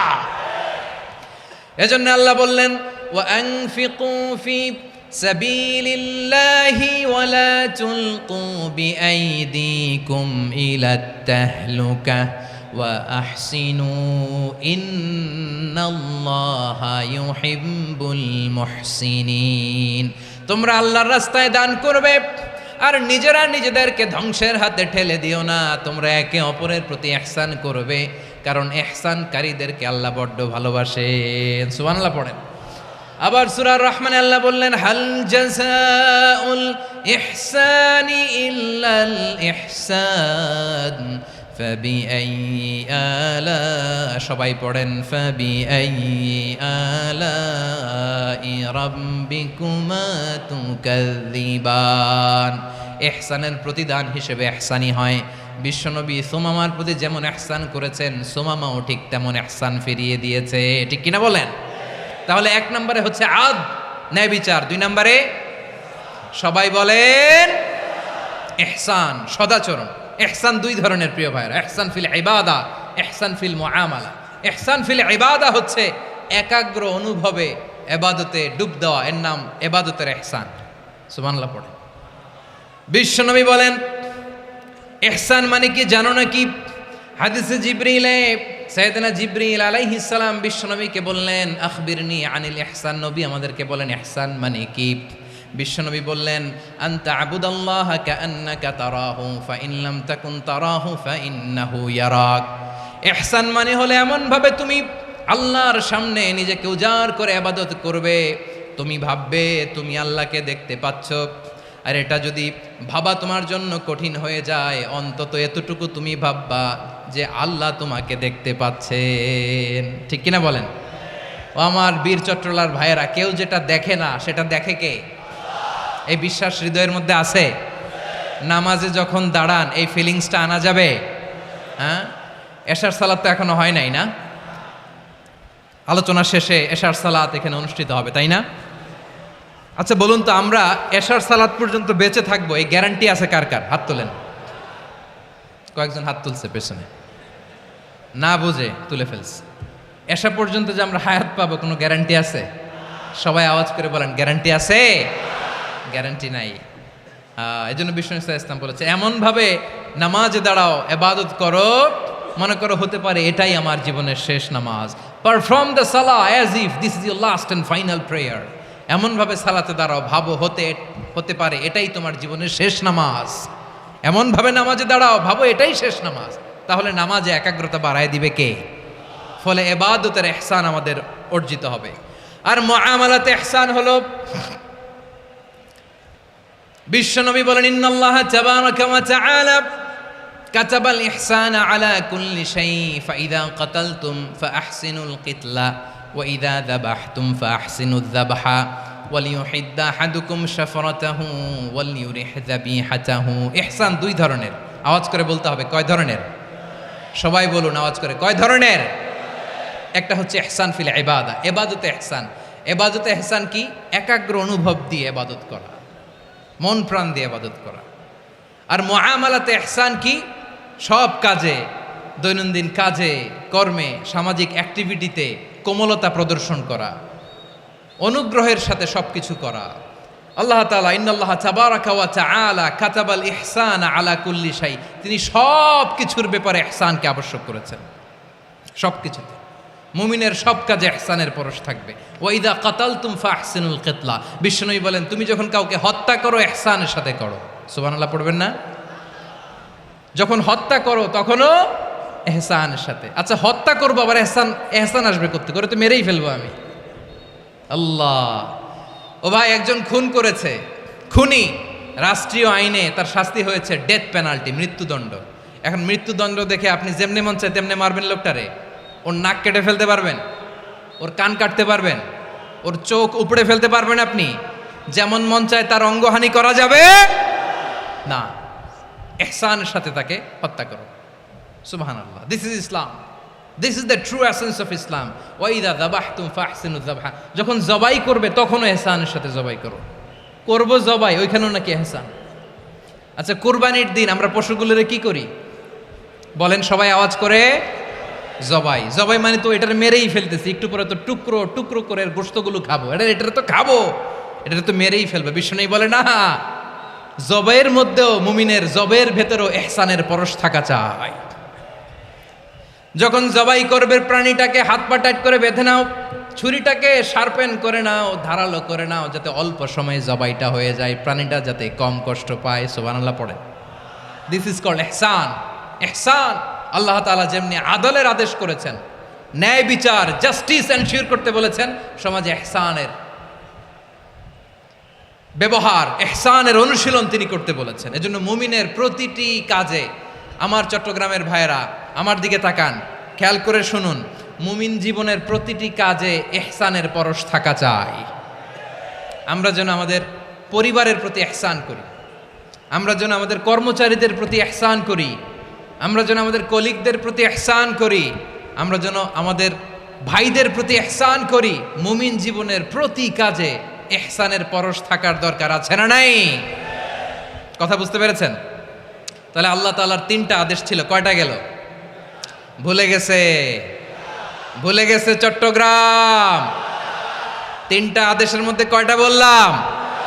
প্রথমে কি ছিল? আদল। 2 নম্বরে, 3 নম্বরে রব্বুল আলামিন বললেন ওয়া ইতা ইদিল কুরবা, নিকটাত্মীয়দেরকে দান করো, নিকটাত্মীয়দেরকে দাও, যারা তোমাদের ব্লাড কানেকশনের আত্মীয় তাদেরকে তোমরা দাও। এখানে জেনারেলি বললেন দাও, কি দিব সেটা তিনি এখানে বলেন নাই, সেটা তিনি সূরাতুল ইসরার মধ্যে বলেছেন। আল্লাহ বলেন ওয়া আতিযাল কুরবা হাক্কাহ, নিকটাত্মীয়দেরকে তাদের অধিকার, তাদের প্রাপ্য তোমরা বুঝিয়ে দাও। দেখেন, একটা শান্তির সমাজ, একটা সমৃদ্ধ সমাজ, একটা মানবিক সমাজ গঠনের জন্য আল্লাহ তাআলা বেশি না, মাত্র 3টা অর্ডার, 3টা ভার্ডিক্ট তিনি জারি করেছেন। 1 নাম্বার সুশাসন, ন্যায় বিচার। 2 নাম্বার ইহসান। 3 নাম্বার নিকটাত্মীয়, যারা কাছের, তোমার ভেরি ক্লোজ রিলেশনশিপে আছে, তাদেরকে দাও। দাও, দিলে বাড়িয়ে দেয় কে? অনেকে দিতে চায় না, কৃপণতা করে। দিলে বাড়ায় দেয় কে? ও মিয়া, মদিনার মধ্যে সবচাইতে গরিব সাহাবী ছিল বেলাল রাদিয়াল্লাহু তাআলা আনহু। ওনার এন্টায়ার অ্যাসেট, সম্পদের পরিমাণ কতদূর জানেন? একটা লুঙ্গি। বেলাল রাদিয়াল্লাহু তাআলা আনহু, ওনার টোটাল ওয়েলথের এস্টিমেশন হচ্ছে মাত্র একটা লুঙ্গি। একটা লুঙ্গি, টোটাল ওয়েলথ এস্টিমেশন, টোটাল সম্পদের পরিমাণ বেলাল রাদিয়াল্লাহু তাআলা আনহুর কি ছিল? কথা বোঝে নাই বোধহয়। কি ছিল? ওই বেলাল রাদিয়াল্লাহু তাআলা আনহুকে বিষ্ণু ইসলাম বলেছেন আনফিক ইয়া বেলাল, ও বেলাল তুমিও দাও। ওয়ালা তাখশা মিন যিল আরশি ইখলালা, আরশের অধিপতির তো কোনো ঘাটতি নাই, তুমি দিলে ওই আল্লাহ তোমারে বাড়ায় দিবে। এজন্য আমার প্রিয় ভাইয়েরা, দিলে কমে না, দিলে বাড়ে। অনেকে ধরে রাখে, নতুন কিছু নিতে পারে না, হাত দিয়ে যেটা ধরে রেখেছেন এটা দিয়ে দেন, বড় একটা ধরার সুযোগ পাবেন। জোরে বলেন ঠিক কিনা? ধরেন 5 কেজি ওজনের একটা ধরে রাখছেন, এখন 10, এটা না ছাড়লে 10 কেজি ধরতে পারবেন আপনি? আচ্ছা, 10 কেজির জিনিস একটা আছে হাতে, ওইটা যদি ছেড়ে দেন তাইলেই না 15 কেজি ধরতে পারবেন। কথা বলেন ঠিক কিনা? তাহলে দিলে বাড়িয়ে দেয় কে? রব্বুল আলামিন বললেন 3 নাম্বার আদেশ হলো তোমাদের প্রতি সমাজটারে কেমন করে মানবিক সমাজ, সুন্দর সমাজ গড়বা। 3 নাম্বার আদেশ হলো ওয়া আতিযাল কুরবা হাক্কা, নিকটাত্মীয়দেরকে তাদের প্রাপ্য বুঝিয়ে দাও। এই নিকটাত্মীয়দেরকে তাদের অধিকার বুঝিয়ে দেওয়া, প্রাপ্য বুঝিয়ে দেওয়াতে আমাদের গাফলতি আছে না নাই?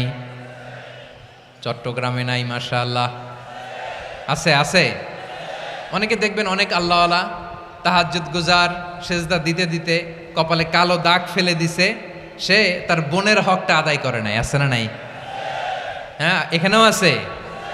সর্বনাশ। অনেক বড় হাজী সাহেব, বিশাল লম্বা দাড়ি, ছেলেরে সব দিয়ে দিছে, মেয়েরে কিছু দেয় নাই, মেয়ের হক আদায় করে নাই। আছে না নাই? এই হাজী সাহেবেরা, এই আল্লাহওয়ালারা কিয়ামতের ময়দানে আটকে যাবে। আপনি অন্যের অধিকার নষ্ট করেছেন, তাদের রাইটসকে ভায়োলেট করেছেন। এজন্য আল্লাহ তাআলা বলেন, কারো অধিকার যদি কেউ নষ্ট করে, ওই সমাজটা মানবিক সমাজ কঠিনকালেও হতে পারে না।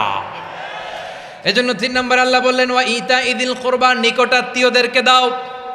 কি দিবা? তাদের অধিকার দিয়ে দাও।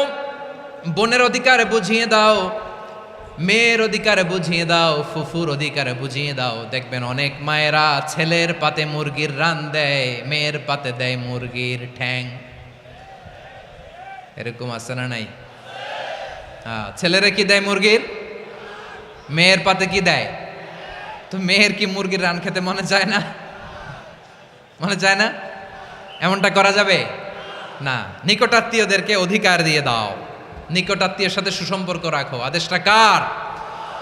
এজন্য প্রিয় ভাইয়েরা, জীবনে যদি বারাকা অর্জন করতে চান, নিকটাত্মীয়দের সাথে সুসম্পর্ক রাখতে হবে, তাদের জন্য উপহার পাঠাতে হবে। বিশ্বনবী বলেন লা ইয়াদখুলুল জান্নাতা কাতে, যে ব্যক্তি আত্মীয়তার সম্পর্ককে ছিন্ন করে দেয়, সে কঠিনকালেও আল্লাহর জান্নাতে ঢুকবে না।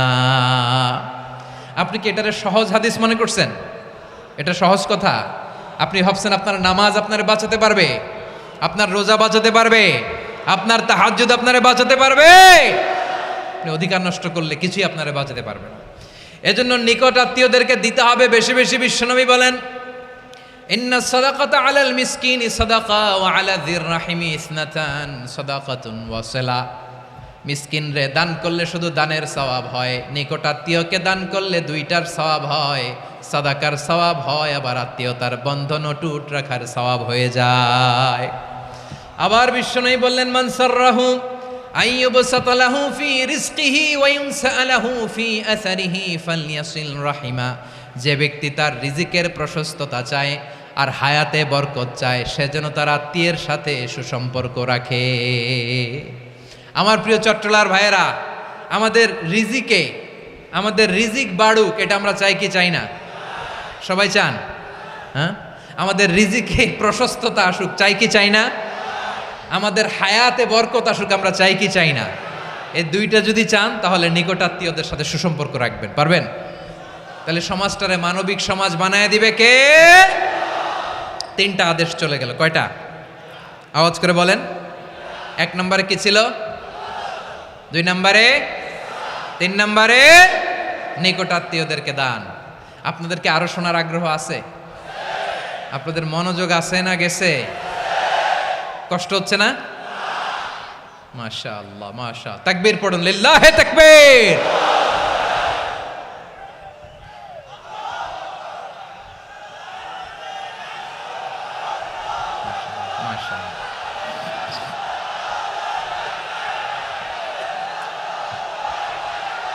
আমার প্রিয় ভাইয়েরা, আল্লাহ তাআলা 3টা জিনিসের যেমনি আদেশ করেছেন, অনুরূপভাবে 3টা বিষয় তিনি বারণ করেছেন, নিষেধ করেছেন। ওগুলোর কাছেও যাওয়া যাবে? শুনবেন। রাব্বুল আলামিন বলেন, ওয়ায়ানহা আনিল ফাহশাই ওয়াল মুনকারি ওয়াল বাগি। আমি যেমনি 3টি বিষয়ে আদেশ করলাম, অনুরূপভাবে 3টি বিষয়ে বারণ করলাম, নিষেধ করলাম। আমার 1 নাম্বার নিষেধাজ্ঞা হলো অশ্লীলতার প্রতি। ফাহশা, ওয়ায়ানহা আনিল ফাহশা। আল্লাহ তাআলা অশ্লীলতাকে নিষেধ করেছেন। কোন জিনিসকে? সবাই বলুন, কোন জিনিসকে? যত ধরনের, যত টাইপের, যত ক্যাটাগরির অশ্লীলতা হতে পারে, সব অশ্লীলতাকে হারাম করেছেন কে? ফাহশা মানে কি? কথায়, কাজে, আচরণে, কমেন্ট, ফেসবুকের কমেন্টসে যত ধরনের নোংরামো আছে, যত ধরনের অশ্লীলতা আছে, এটাকে আরবিতে বলে ফাহশা। এটাকে কি বলে? রাব্বুল আলামিন বলেন, কুল ইন্নামা হাররামা রাব্বিয়াল ফাওয়াহিশা মা যাহারা মিনহা ওয়া মা বাতান। ও নবী, আপনি বলে দেন, আমার রব প্রকাশ্য, অপ্রকাশ্য, স্পষ্ট কিংবা অস্পষ্ট, দৃশ্যমান কিংবা অদৃশ্যমান সব অশ্লীলতাকে হারাম করেছেন। সব ধরনের অশ্লীলতা হারাম, সব ধরনের। আল্লাহ তাআলা আমাদেরকে অশ্লীলতা থেকে বাঁচায়, অশ্লীলতা থেকে তিনি আমাদেরকে হেফাজত করুক। পড়েন আমিন। এবার বলেন, আমাদের সমাজে অশ্লীলতা আছে না নাই? চট্টগ্রামে নাই? আমি কই নাই, ওনারা বলে আছে। দেখছেন, আমি সামহাও বাঁচায় দেওয়ার ট্রাই করতেছি, ওনারা বলে আছে। অশ্লীলতা নানা ভাবে, নানা নামে, নানা মোড়কে আমাদের সমাজে আছে না নাই? সংস্কৃতির নামে, ফ্যাশনের নামে, বিনোদনের নামে, উপন্যাসের নামে, কনসার্টের নামে অশ্লীলতা আছে না নাই?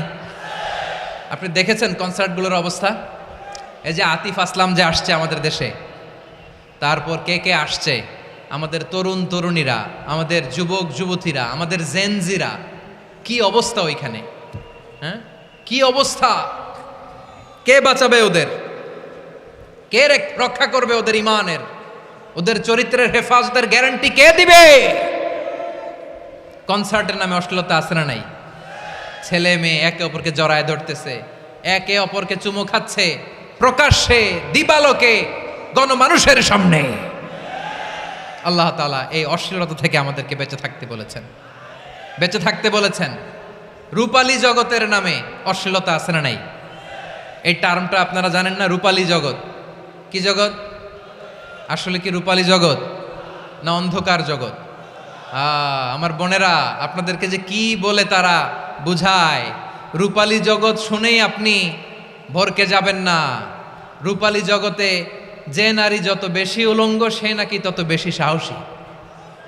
জানেন, বলে এটা একটা সাহসী নারী, খুব সাহসী পদক্ষেপ তার। যত বেশি শরীর থেকে কাপড় নামাতে পারবে, যত বেশি বস্ত্রহীন হয়ে নিজেকে প্রেজেন্ট করতে পারবে, সে নাকি তত বেশি সাহসী। আমার চট্টলার ভাইয়েরা, শয়তানের প্রথম এজেন্ডা ছিল বনি আদমকে বস্ত্রহীন করা। সে আদম এবং হাওয়া আলাইহিস সালামকে নিষিদ্ধ গাছের ফল খাইয়ে তাদেরকে বস্ত্রহীন করেছে। এই জামিনেও সে আমাদেরকে বস্ত্রহীন করতে চাইবে। এই রূপালী জগতের নামে তারা এটা করে। আমার প্রিয় বোনেরা, আপনি জানেন না আপনার দাম কত। ওরা আপনাদেরকে বিজ্ঞাপনের সস্তা পণ্য বানাতে চায়। ওরা আপনাদেরকে ওদের ভোগের লিপসার টুলস বানাতে চায়। ওরা আপনাদেরকে দিয়ে ওদের খায়েশ পূরণ করতে চায়। এটা আপনাদের জন্য মোটেও ডিগনিটি নয়, এটা আপনাদের জন্য সম্মান নয়। আপনার সম্মান শালীনতায়, আপনার সম্মান হেজাবে, আপনার সম্মান ভদ্রতায়, আপনার সম্মান আপনার ডিসেন্ট পোশাকে। পোশাক বলে দেয় এই নারীটা ভদ্র না অভদ্র। পোশাক বলে দেয় এই মেয়েটা কোন ঘরের মেয়ে। আওয়াজ করে বলেন ঠিক কিনা? আপনি জানেন না, আপনারা সস্তা পণ্য বানায়, ভোগের পণ্য, বিলবোর্ডে আপনাকে উলঙ্গ করে উপস্থাপন করে। এই অশ্লীলতার সাথে ইসলামের কোনো সম্পর্ক। এজন্য আল্লাহ বলেন, আমি অশ্লীলতাকে হারাম করেছি। অশ্লীলতাকে হারাম করার প্রথম কারণ হলো এর মাধ্যমে মানবতাকে অপমানিত করা হয়। কারণ মানুষের সম্মান মানুষের পোশাকে। মানুষ যখন পোশাকহীন হয়ে যায়, বস্ত্রহীন হয়ে যায়, তার সম্মান কমে যায়। ঠিক কিনা? অশ্লীলতাকে হারাম করার প্রথম কারণ হচ্ছে মানুষ মানুষকে অপমান করে। একটা নারী, সে তো সম্মানিত। নারী যে কত সম্মানিত, নারীর এটা বুঝেই নাই। বিশ্বনবী বলেন, আর দুনিয়া কুল্লুহা মাতা ওয়া খায়রু মাতা'আদ দুনিয়া আল মারআতুস সালিহা। আমার বোনেরা, 5টা প্যান্ডেলে আপনারা এলইডিতে আমার আলোচনা শুনছেন, আমি জানি। আপনাদের এই গর্ভ যে কত দামি আপনি জানেন না। আপনার পেট থেকেই আসবে আগামী দিনের সালাহুদ্দিন আল আইয়ুবী।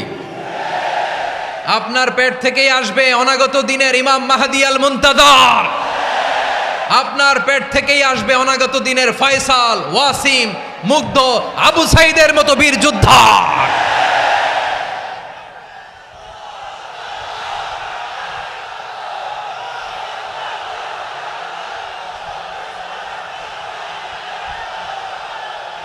আমার প্রিয় বোনেরা, আমার প্রিয় বোনেরা, বিশ্বনবীর কথার ওজন খেয়াল করেন। আর দুনিয়া কুল্লুহা মাতা ওয়া খায়রু মাতা'আদ দুনিয়াল মারআতুস সালিহা।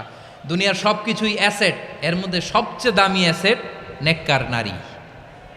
আপনার গর্ভ যে কত দামি আপনি জানেন না। নিজের সময়টাকে কাজে লাগান, কোরআন পড়েন, সুন্নাহ পড়েন। আপনার অনেক দায়িত্ব ঘরে।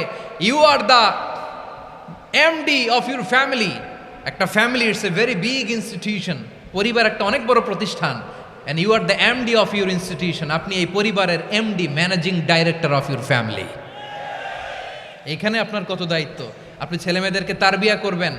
আপনি আপনার স্বামীর জন্য ঘরটার জান্নাতের নীর বানাবেন। আপনার জন্য জান্নাতের ডুপ্লেক্স বাড়ি ওইখানে তৈরি করে রাখবে কে? আপনি যে কত দামি আপনি জানেন না। নারীদেরকে আল্লাহ বানিয়েছেন উচ্চতর করে, নিম্নতর নয়। নারীদেরকে ছোট্ট জিনিস দিলে এটারে বড় করে দেয়। নারীদেরকে ভ্রূণ দিলে, শুক্রাণু দিলে নারী এটারে বাচ্চা হিসেবে উপহার দেয়। ঠিক কিনা? বিয়ের মাধ্যমে স্বামী যখন তার শুক্রাণু তার স্ত্রীকে উপহার দেয়, স্ত্রী রিটার্নে কি উপহার দেয়? ফুল ফর্ম বেবি, মানব সন্তান। দেখছেন, আপনি দিলেন একটুকুনি, দিছে বিশাল। আপনি যদি নারীকে বাজার এনে দেন, নারী এটাকে সুস্বাদু খাবারে রূপান্তর করে দেয়। আপনি তাকে একটা মুচকি হাসি দিয়ে দেন, সে তার কলিজা দিয়ে দেয়। কিন্তু যদি আপনি তার মনে কষ্ট দেন, সে আপনার জীবনকে জাহান্নাম বানায়া দেয়। খবর আছে, নারীর মন বুঝতে পারলে নেয়ামত, বুঝতে না পারলে কিয়ামত। ঠিক কিনা বলেন? আমার প্রিয় বোনেরা, আপনি যে কত দামি আপনি জানেন না, জানেন না আপনি কত দামি, অনেক দামি আপনি। আপনাদেরকে যেন ভোগের সস্তা পণ্য বানাতে না পারে আপনাদেরকে সচেতন থাকতে হবে, সজাগ থাকতে হবে, কনসার্ন থাকতে হবে। শয়তানের ওই হাতছানির দিকে আর নজর দেওয়া যাবে না।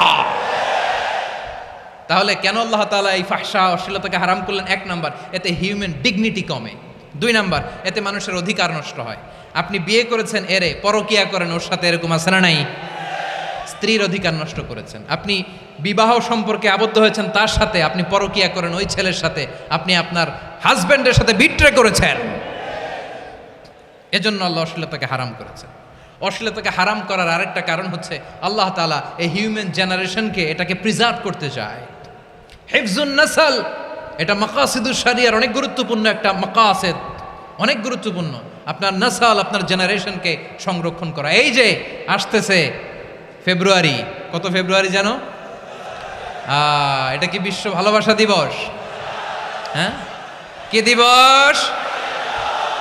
এই বিশ্ব ভালোবাসা দিবসের সাথে মুসলমানদের কোনো সম্পর্ক নাই। আমার প্রিয় ভাইরা, এই যে আপনি অবৈধ সম্পর্কে জড়ালেন, কেন আল্লাহ অশ্লীলতাকে হারাম করেছে দেখেন। বলতেছিলাম যে এটা আপনার নাসাল, আপনার জেনারেশন, আপনার লিনিয়েজ, আপনার বংশকে প্রিজার্ভ করা। কে কার বাবা, কে কার মা, বাবা মা জানা, প্রজন্মকে প্রিজার্ভ করা, এটা ইসলাম ওয়াজিব করে দিয়েছে। এই যে অবৈধ সম্পর্কের কারণে, বিশ্ব বেহায়া দিবসের কারণে, এগুলোর আউটকাম, আউটপুট হিসেবে মাঝে মাঝে এই ঢাকা মেডিকেলের ডাস্টবিনে নবজাতকের বাচ্চার কান্নার আওয়াজ শুনতে পাওয়া যায়। চট্টগ্রাম মেডিকেলের ডাস্টবিনে নবজাতকের কান্না শুনতে পাওয়া যায়। বীর চট্টলার মুসলমানেরা বুঝতে পারলে আওয়াজ করে বলেন, এই যে চট্টগ্রাম মেডিকেলে যে নবজাতকটা পাওয়া গেল, ওর বাবাকে আমাকে বলেন, ওর বাবাকে, ওর মাকে, ও কোন ফ্যামিলির সন্তান কেউ জানে? আপনি হিউম্যান ডিগনিটিকে অপমান করেছেন না? আপনি তার ভবিষ্যৎকে অন্ধকার করেছেন না? আপনি তার লিনিয়েজকে প্রশ্নবিদ্ধ করে দিয়েছেন না? এই জন্য আল্লাহ তাআলা অশ্লীলতাকে আমাদের জন্য হারাম করে দিয়েছেন। পড়েন সুবহানাল্লাহ। এই জন্য রাব্বুল আলামিন বলেন, কুল ইন্নামা হাররামা রাব্বিয়াল ফাওয়াহিশা মা যাহারা মিনহা ওয়া মা বাতান। প্রকাশ্য অপ্রকাশ্য সব অশ্লীলতাকে হারাম ঘোষণা করে দিয়েছে কে? আবার দুনিয়ার বুকে যারা অশ্লীলতার প্রসার করে তাদের জন্য শাস্তি মজুদ রেখেছে কে? রাব্বুল আলামিন বলেন, ইন্নাল্লাযীনা ইউহিব্বুনা আন তাশিআল ফাহিশাতু ফিল্লাযীনা আমানু লাহুম আযাবুন আলীমুন ফিদ দুনিয়া ওয়াল আখিরাতি ওয়াল্লাহু ইয়ালামু ওয়া আনতুম লা তা'লামুন। নিশ্চয়ই যারা বিশ্বাসীদের মাঝে অশ্লীলতার প্রচার প্রসার করতে চায় তাদের জন্য আমি মর্মন্তুদ শাস্তি প্রস্তুত করে রেখেছি, দুনিয়াতেও রেখেছি, আখিরাতেও রেখেছি। ঘোষণাটা কার? যারা এই নাটকের নামে, সিনেমার নামে, রূপালী জগতের নামে, মুভির নামে, ওটিটি প্ল্যাটফর্মের নামে আমার সমাজে অশ্লীলতা ছড়াতে চায় তাদের জন্য কঠিন মর্মন্তুদ শাস্তি মজুদ রেখে দিয়েছে কে? ও আমার বোনেরা, এখনো আপনি জাগবেন না? এখনো আপনার চিন্তার দুয়ারে এখনো নাড়া পড়ে নাই? ওরা আপনাকে উলঙ্গ বানাতে চায়, ওরা আপনাকে আইটেম গার্ল বানাতে চায়। এজন্য ইসলাম অশ্লীলতাকে হারাম করেছে। হারাম। ইসলাম বলেছে যোজন যোজন দূরে থাকো, ওরা বলে না কাছে আসো, কাছে আসার গল্প, ক্লোজ আপ ওয়ান, কাছে আসার গল্প আছে না নাই? চট্টগ্রামে তো এগুলো নাই মাশাআল্লাহ। হ্যাঁ, এখানেও আছে ক্লোজ আপ ওয়ান, কাছে আসার গল্প। আল্লাহ বলেন, ওয়ালা তাকরাবুজ জিনা, কাছেও এসো না, জিনা থেকে যোজন যোজন কিলো দূরে থাকো, ওরা বলে কাছে আসার গল্প।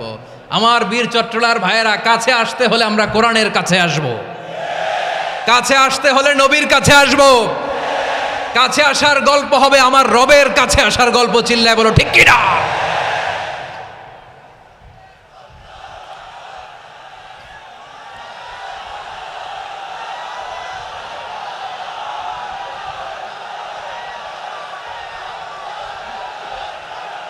বসুন বসুন আমার ভাইয়েরা। তাহলে অশ্লীলতার সাথে আমাদের কোনো সম্পর্ক, সবাই বলতে পারেননি, আওয়াজ করে বলুন, অশ্লীলতার সাথে আমাদের কোনো সম্পর্ক। আমরা এই সমস্ত ক্লোজ আপ ওয়ান, কাছে আসার গল্পের প্রোগ্রামে যাব, আমরা কোন ধরনের অশ্লীল কন্টেন্ট সোশ্যাল মিডিয়ায় টিভিতে দেখব। কি যুগ যে আমরা কাটাচ্ছি আপনি কল্পনা করতে পারবেন না। পর্ন ইন্ডাস্ট্রি, নারী পুরুষের বস্ত্রহীন যুগল দৃশ্য, এটাকে দিয়ে ওরা কোটি ডলারের ইন্ডাস্ট্রি বানিয়েছে। পুরো মানব ইতিহাসে এরকম জঘন্য সময় মানব ইতিহাস পার করে নাই। পর্ন এটা ইন্ডাস্ট্রি হয়ে গেছে। আমাদের এই যুবকগুলো, জেনজিগুলো, ওদের চরিত্র বাঁচাবে কি করে, কেমন করে হেফাজত করবে ওদের এই মূল্যবান চরিত্র? আমার প্রিয় ভাইয়েরা, এই অশ্লীলতার দ্য লেটেস্ট ভার্সন হচ্ছে LGBTQ, শরীফ থেকে শরীফা। শুনছেন আপনারা? দেখতে পুরুষ, আসলেই পুরুষ, সুস্থ একজন পুরুষ, 4 সন্তানের বাবা, বলে আমি মনে মনে নারী। দেখতে নারী, সুস্থ নারী, আসলেই সে দিব্যি একজন নারী, বলে আমি মনে মনে পুরুষ। সবচেয়ে ভয়ঙ্কর অশ্লীলতার সবচাইতে লেটেস্ট ভার্সন হচ্ছে এই ট্রান্সজেন্ডারিজম। সুস্থ পুরুষ তার বায়োলজিক্যাল গ্রোথকে হরমোন দিয়ে স্টপ করে দিয়ে সে সার্জারি করে নারী হতে চায়, সুস্থ নারী পুরুষ হতে চায়। পুরুষ পুরুষের প্রতি সেক্সুয়ালি আকর্ষণ বোধ করে, এটা লূত আলাইহিস সালামের কওমের মধ্যে ছিল। এটাকেও আল্লাহ কোরআনে ফাহিশা বলেছেন। ওয়ালুতান ইয ক্বালা লিকওমিহি আতাতুনাল ফাহিশাতা মা সাবাকাকুম বিহা মিন আহাদিম মিনাল আলামিন। লূত আলাইহিস সালাম বললেন, তোমরা কি এমন এক অশ্লীল কার্যক্রমে ডুব দিলে নাকি যেটা গোটা বিশ্বের কেউ কখনো করে নাই, তোমরাই প্রথম করেছো। পড়েন নাউযুবিল্লাহ। এই পশ্চিমের এই রোগ আমার দেশে যেন আসতে না পারে, আমাদের সজাগ থাকতে হবে। প্রিয় ভাইরা চিল্লায় বলেন ঠিক কিনা? পশ্চিমের অবস্থা ভয়ঙ্কর।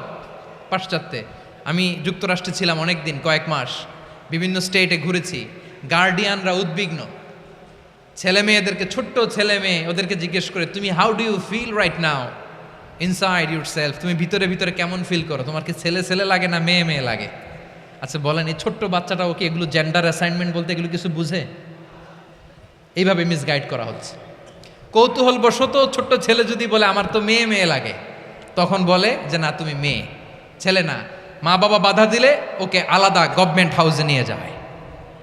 ভয়ঙ্করতম অবস্থা। আমরা একটা সময়ে শুনতাম যে হুজুর আমার ছেলেটা খুব ভালো, হাফেজে কোরআন, আল্লাহওয়ালা। হুজুর আমার ছেলে দাড়ি রাখছে, আল্লাহওয়ালা। হুজুর আমার ছেলে 5 ওয়াক্ত সালাত জামাতের সাথে পড়ে, তার মানে আল্লাহওয়ালা। পশ্চিমে যে আমি কি শুনছি জানেন? ওরা বলে হুজুর আমার ছেলেটা ইউনিভার্সিটির একটা মেয়ের সাথে প্রেম করে, ও খুব আল্লাহওয়ালা, হুজুর দোয়া করবেন। এর কারণ ওদের কাছে আল্লাহওয়ালার ক্রাইটেরিয়া হচ্ছে হুজুর আমার ছেলেটা আরেক ছেলের পছন্দ করে নাই, আমার মেয়েটা আরেক মেয়েকে ভালোবাসে নাই, এজন্য আমার ছেলেটা আল্লাহওয়ালা, হুজুর ওর জন্য একটু দোয়া করে দিয়েন। কি চ্যালেঞ্জ ওরা ফেস করতেছে। ওনার ছেলে যে আরেক ছেলেরে বিয়ে করবে না, এটাতেই উনি খুশি যে আলহামদুলিল্লাহ আমার ছেলেটা একটা মেয়েরে ভালোবাসে, আমার মেয়েটা একটা ছেলেরে ভালোবাসে, মানে এটা খুব আল্লাহওয়ালা। নাউজুবিল্লাহ পড়তে পারলেন না? এজন্য অশ্লীলতার সাথে আমাদের কোনো সম্পর্ক। রব্বুল আলামিন বলেন ওয়ায়ানহা আনিল ফাহশাই ওয়াল মুনকারি ওয়াল বাগি, 3টা জিনিসকে আমি নিষিদ্ধ করলাম। 1 নাম্বার হলো ফাহশা, অশ্লীলতা। 2 নম্বরে হলো মুনকারের সমস্ত মন্দ কাজ। আপনাদের মনোযোগ আছে না? শেষ করে দিব? আর 2-1 মিনিট শুনবেন? আচ্ছা বলি তাহলে, আর 2-1 মিনিট। তাহলে নিষেধাজ্ঞা জারি করেছেন 3টা জিনিসের উপর। 1 নাম্বার কি? ফাহশা, অশ্লীলতা। 2 নাম্বার মুনকার। মুনকার মানে হচ্ছে যত মন্দ কাজ, খারাপ কাজ, বাজে কাজ, এটার বলে মুনকার। এটার কি বলে? আপনারা পড়ছেন না তা'মুরুনা বিল মা'রুফি ওয়া তানহাউনা আনিল মুনকার। ভালো কাজের আদেশ, সৎ কাজের আদেশ, অসৎ কাজের নিষেধ।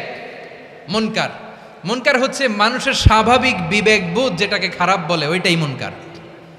পৃথিবীর সব আসমানি গ্রন্থ যেটাকে খারাপ বলেছে, মানুষের স্বাভাবিক বিবেকবোধ যেটাকে খারাপ বলেছে, এগুলো সব মুনকার। যেমন ইফটিজিং, এটা কি ভালো না খারাপ? মজুদদারি, খাদ্যে ভেজাল দেওয়া, ওজনে কম দেওয়া, মাছে ফরমালিন মিশানো, চাঁদাবাজি, টেন্ডারবাজি, দখলবাজি, এগুলো আমাদের স্বাভাবিক বিবেকেই বলে এগুলো খারাপ, এগুলো হচ্ছে মুনকার। আল্লাহ তাআলা এই মুনকার থেকে আমাদেরকে বেঁচে থাকতে বলেন, আর শয়তান এই মুনকারের প্রতি আমাদেরকে উদ্বুদ্ধ করে। আল্লাহ তাআলা বললেন, ইয়া আইয়ুহাল্লাযীনা আমানু লা তাত্তাবিউ খুতুওয়াতিশ শাইতান ফাইন ওয়া মান ইয়াত্তাবি' খুতুওয়াতিশ শাইতানি ফাইন্নাহু ইয়া'মুরু বিল ফাহশাই ওয়াল মুনকার। আল্লাহ বললেন, ও আমার গোলামেরা শোনো শোনো, ও আমার বিশ্বাসী বান্দারা খবরদার, তোমরা কশিনকালেও শয়তানের পদাঙ্ক অনুসরণ করবে না, কারণ শয়তান তোমাদেরকে অশ্লীলতা এবং মন্দ কাজের দিকে উদ্বুদ্ধ করে। আমাদের কাজ হচ্ছে শয়তান আমাদেরকে যেদিকে নিতে চায় আমরা তার উল্টা দিকে যাব, ঠিক কিনা বলেন? শয়তান এই মন্দ কাজকে আমাদের কাছে বিউটিফাই করে, চাকচিক্যময় করে আমাদের সামনে উপস্থাপন করে। এজন্য আল্লাহ বলেন, মুনকারকে থামাতে হবে, মুনকার প্রতিরোধ করতে হবে। মুনকার প্রতিরোধের দায়িত্ব শুধু আমাদের নাকি? শুধু আপনার খতিব সাহেবের, ইমাম সাহেবের, নাকি মুসলিম উম্মার সবার? আওয়াজ করে বলুন, মুনকার অসৎ কাজ প্রতিরোধের দায়িত্ব কার? রাব্বুল আলামিন বলেন, কুনতুম খায়রা উম্মাতিন উখরিজাত লিন-নাসি তা'মুরুনা বিল মা'রুফি ওয়া তানহাউনা আনিল মুনকার। তোমাদেরকে শ্রেষ্ঠ জাতি করে জমিনের মধ্যে আবির্ভূত করা হয়েছে, যাতে করে তোমরা জমিনের ভেতরে সৎ কাজের আদেশ করতে পারো আর অসৎ কাজের নিষেধ করতে পারো। উম্মাহ কুনতুম খায়রা, তাহলে গোটা উম্মার দায়িত্ব, এটা বুঝতে পারছেন তো? আচ্ছা, আরো নিচে আসেন। এরপরে আল্লাহ বললেন, শুধু উম্মা না, এই জমিনের রাজত্ব আমি যাদের হাতে দেই, এই জমিনের মালিক আমি যাদেরকে বানিয়ে দেই, যাদেরকে আমি সরকারের দায়িত্ব দেই, তাদেরকেও মুনকার প্রতিরোধের দায়িত্ব দিয়েছে কে? আল্লাহ বলেন, যারা ক্ষমতার মসনদে বসেছে তাদেরকে 4 দফা কর্মসূচি আমি আল্লাহ দিলাম। আওয়াজ করে বলেন, কয় দফা? আল্লাহ বলেন, আল্লাযীনা ইম্মাক্কান্নাহুম ফিল আরদি আকামুস সালাতা ওয়া আতাউয যাকাতা ওয়া আমারু বিল মা'রুফি ওয়া নাহাউ আনিল মুনকার ওয়ালিল্লাহি আকিবাতুল উমুর। যারা এই জমিনের উত্তরাধিকার হয়েছে তারা 4 দফা কর্মসূচি নিয়ে সামনে আগাবা। সালাত কায়েম করবা, যাকাত আদায় করবা, সৎ কাজের আদেশ দিবা, অসৎ কাজ থেকে মুনকার প্রতিরোধ করবা। আদেশটা কার? আমার প্রিয় চট্টলার ভাইরা, পুরো উম্মার দায়িত্ব মুনকার প্রতিরোধ করা, সরকার প্রধানের দায়িত্ব মুনকার প্রতিরোধ করা। এরপর আল্লাহ বলেন, প্রতিটা ফ্যামিলির যিনি প্রধান সিইও বাবা, প্রত্যেক বাবারও দায়িত্ব এই মুনকার প্রতিরোধ করা। আওয়াজ করে বলেন, ঠিক কিনা?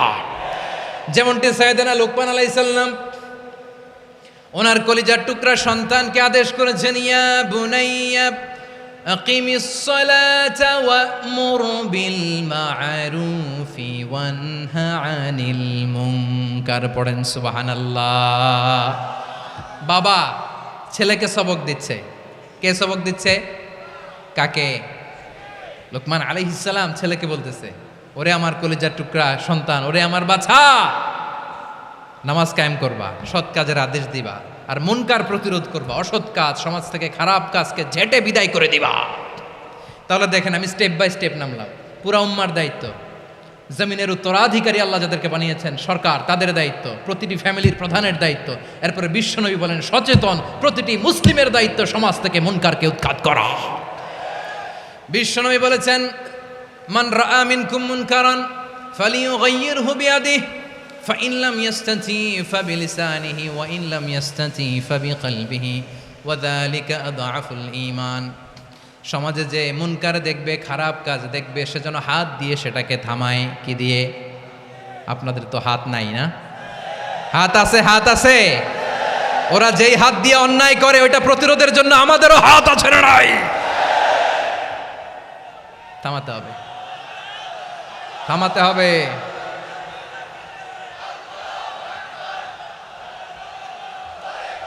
বসুন আমার প্রিয় ভাইয়েরা, ওরা ওদের যেই হাত দিয়ে টেন্ডারবাজি করে, চাঁদাবাজি করে, ইফটিজিং করে, দখলবাজি করে, যেই হাত দিয়ে, ওই মুনকার থামায় দেওয়ার জন্য আল্লাহর দিয়ে আমাদেরও দুটি হাত আছে না নাই? আমাদেরও হাত আছে, থামাইতে হবে, থামাইতে হবে, হিম্মত করতে হবে। আমার প্রিয় ভাইয়েরা, না থামালে আমরাই ডুববো শেষমেশ। আমাদের বাঁচার জন্য হইলেও থামাইতে হবে। রব্বুল আলামিন বলেন, ওয়াত্তাকু ফিতনাতাল লা তুসিবান্নাল্লাযীনা যালামু মিনকুম খাসসা। ও আমার গোলামেরা, ওই আযাবকে ভয় করো যে আযাব যখন আমি জমিনের বুকে পাঠাই, শুধু জালেমদেরকেই মারি না, আলেমদেরকেও মারি। আযাব যখন আসে তখন শুধু জালিমই মরে না, আলেমও মরে। জানেন, মুসা আলাইহিস সালামের পায়ে একবার একটা লাল পোকা কামড় দিয়েছে, লাল পিঁপড়া।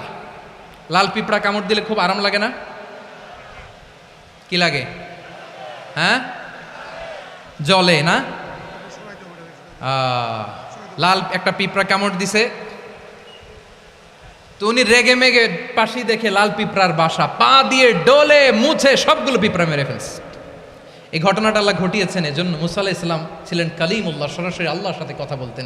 তিনি আল্লাহকে জিজ্ঞেস করেছিলেন, আল্লাহ তুমি যখন কোনো জনপদে আযাব পাঠাও, শাস্তি দাও, ওখানকার শুধু জালেমরাই তো মরে না, ভালো মানুষগুলাও মরে, তো আযাব দিবা মুশরিকদের উপর দিবা, অবাধ্যদের উপর দিবা, ভালো মানুষগুলারে মারো কেন?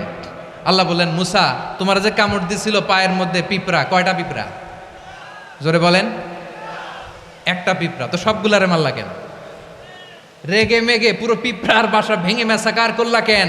এই মুসা, আমি যখন অ্যাকশনে যাই, আমি যখন শাস্তি দেই, তখন এত বাস বিচার করা হয় না, বাস বিচার করা যায় না। যখন অ্যাকশনে যাওয়া হয়, ওইটা ডাইরেক্ট অ্যাকশন হয়ে যায়। চিল্লায় বলো ঠিক কি না? এজন্য আমাদের বাঁচার জন্য হলে ওই পাপ থামাতে হবে, এই শয়তানের অট্টহাসি থামাতে হবে, অন্যায় অপরাধ সমাজ থেকে আমাদের থামাতে হবে। কারণ আযাব আসলে ওরাও মরবে, আমরাও মরব। একটা জাহাজ 2 তলা, আপনি আছেন 2য় তলায়, শুনতেছেন? শুনতেছেন? জাহাজ কয় তলা? আপনি কোন তলায়? 2য় তলায়। নিচের তলার কিছু লোক জাহাজের তলা ছিদ্র করতে আরম্ভ করছে। কি ছিদ্র করতেছে? আচ্ছা, জাহাজের তলা ছিদ্র করলে তলা দিয়ে কি ঢুকে? এখন আপনি যদি বলেন আমার কি, আমি তো 2 তলায়, আমার কি, আমি তো সেফ, আমি ইন দ্য সেফ জোন, আমি তো ভালো আছি, আমি তো ভালো আছি, ওরা ছিদ্র করে ওরা মরবে। আসলে কি শুধু ওরা মরবে, নাকি তলা ফুটো হলে ভিতরে পানি ঢুকলে আপনারও সলিল সমাধি হবে? তলা দিয়ে যখন পানি ঢুকবে, জাহাজ ঢুকলে আপনিও মরবেন। এজন্য নিজে মরার আগে ওই পাগলগুলোর নিচতলায় যে থামাতে হবে। চিল্লায় বলেন ঠিক কি না? এজন্য আল্লাহ বললেন, মুনকার প্রতিরোধের দায়িত্ব সমাজের টপ টু বটম সবার। পুরো আম্মার দায়িত্ব, সরকার প্রধানের দায়িত্ব, প্রতিটি ফ্যামিলির প্রধান বাবার দায়িত্ব, বিশ্বনবী বললেন প্রতিটি সচেতন মুসলিমের দায়িত্ব। এজন্য মুনকার প্রতিরোধ করার দরকার আছে না নাই? সমাজে এই যে ইফটিজিং হয়, আপনার বোনের বয়সী একটা মেয়েকে কিছু বখাটে টিটকারি করে, এই বলে সেই বলে, নোংরা কথা বলে, রাস্তায় দেখেও আপনি পাশ দিয়ে না দেখার মতো চলে যান কেন? আপনি দাঁড়ান না কেন? আপনি দাঁড়ালেই তো থেমে যাবে, কারণ সত্যের যে শক্তি, তার সামনে মিথ্যা মুখ থুবড়ে পড়ে। আপনার সামনে ও কিছুই না, নাথিং। আপনি দাঁড়ান, ওকে প্রশ্ন করেন যে আমার বোনকে তুমি ডিস্টার্ব করো কেন? আপনাকে দেখে আরো 5 জন দাঁড়াবে, 5 জনকে দেখে আরো 10 জন দাঁড়াবে। আমাদের নীরবতা আর আমাদের নিশ্চুপ থাকাই জালিমদেরকে আরো শক্তিশালী জালিম বানিয়েছে। এজন্য মুনকার প্রতিরোধের দায়িত্ব আমাদের সবার। টেন্ডারবাজি, চাঁদাবাজি, দুর্নীতি, অপরাধ, দখলদারিত্ব, মজুদদারি, এগুলো সব কিছু একসাথে প্রতিরোধ করতে হবে। ঠিক কিনা বলেন? একটা মানবিক সমাজ যদি চাই, প্রতিরোধ করতে হবে। প্রিয় ভাইয়েরা, আল্লাহর শপথ নিয়ে বলি, এই নাসিহাতগুলো সবার জন্য, সব দলের জন্য, সব মতের মানুষের জন্য। আমরা কোনো দলের প্রতি মানুষকে ডাকি না, আমরা ডাকি ইসলামের দিকে।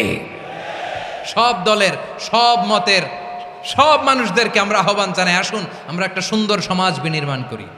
এই যে নতুন বাংলাদেশের এক সুযোগ এসেছে, আর জীবনে হয়তো আসবে না, সামনের 100 বছর এই সময় আসবে না। আসুন দেশটাকে আমরা সাজাই, আসুন আমরা দুর্নীতি বন্ধ করি, আসুন আমরা চাঁদাবাজি বন্ধ করি, আসুন আমরা দখলদারিত্ব বন্ধ করি, আসুন আমরা এক দল আরেক দলকে নিশ্চিহ্ন করার যে রাজনীতি এটা বন্ধ করি। সব দলের প্রতি আমার আহ্বান। আমি কিছুদিন আগে একটা নিউজ দেখলাম, ওই যে লন্ডনে বসে জনাব তারেক রহমান সাহেবকে আমি ধন্যবাদ দিতে চাই, উনি সংবাদ শোনা মাত্রই ওনার দলের অনেক চাঁদাবাজকে উনি বহিষ্কার করেছে। I do appreciate. প্রতিটি দলের এরকম ইনিশিয়েটিভ নেওয়ার দরকার আছে না নাই? যে কোনো দলে এই প্র্যাকটিসটা থাকার দরকার আছে না নাই? চাঁদাবাজদের সাথে আপনারা নিজেদেরকে মুক্ত ঘোষণা করবেন যে এরা আমার দলের কর্মী হতে পারে না। আমরা চাঁদাবাজ মুক্ত বাংলাদেশ চাই, জুলুম মুক্ত বাংলাদেশ চাই, ফ্যাসিজম মুক্ত বাংলাদেশ চাই, গুণ খুন খারাপি মুক্ত বাংলাদেশ চাই। আমরা নতুন ভোরের বাংলাদেশ চাই। ওই বাংলাদেশ পাওয়ার জন্য মুনকার প্রতিরোধে, অন্যায় প্রতিরোধে যদি বাঘের বাচ্চার মতো, আবু সাইদের মতো 2 হাত উঁচু করে বুককে টান টান করে প্রসারিত করে দাঁড়াতে হয়, রাজি আছো মুসলমান? কারা কারা রাজি? আল্লাহকে হাত দেখিয়ে প্রতিজ্ঞা করো।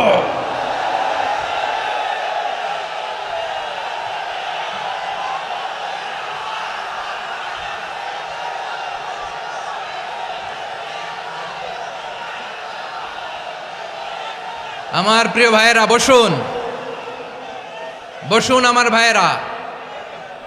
রাব্বুল আলামিন বলেন, ওয়ায়ানহা আনিল ফাহশাই ওয়াল মুনকারি ওয়াল বাগি ইয়াইদুকুম লাআল্লাকুম তাযাক্কারুন। বসুন। আল্লাহ বললেন, আমি অশ্লীলতাকে নিষেধ করি, আমি সব ধরনের মন্দ কাজকে নিষিদ্ধ করি, সব শেষে আমি সীমা লঙ্ঘনকে তোমাদের জন্য নিষিদ্ধ করি। আলোচনা মনে আছে তো, না ভুলে গেছেন? নিষিদ্ধ করেছেন কয়টা জিনিস? 1 নম্বরে অশ্লীলতা, 2 নম্বরে মুনকার তথা সব মন্দ কাজ, 3 নম্বরে আল বাগি, সীমা লঙ্ঘন, ক্রসিং দ্য লিমিট। সীমা লঙ্ঘন করা ভালো না। We all should know our limits. চিল্লায় বলেন ঠিক কিনা? একই আয়াতে আল্লাহ বললেন, কুল ইন্নামা হাররামা রাব্বিয়াল ফাওয়াহিশা মা যাহারা মিনহা ওয়া মা বাতানা ওয়াল ইসমা ওয়াল বাগিয়া বিগাইরিল হক। অন্যায় ভাবে যে অবাধ্য হয়, যে সীমা লঙ্ঘন করে, তাদেরকেও আমি এটা হারাম করে দিলাম। সীমা লঙ্ঘন করা হারাম, সীমা লঙ্ঘন করা হারাম। আল্লাহ বারবার আমাদেরকে ওয়ার্নিং দেয়। যখন আমরা থামি না তখন আল্লাহ ধরে, আর যখন ধরে তখন ছাড়ে না। ধরে না, ধরলে আল্লাহ।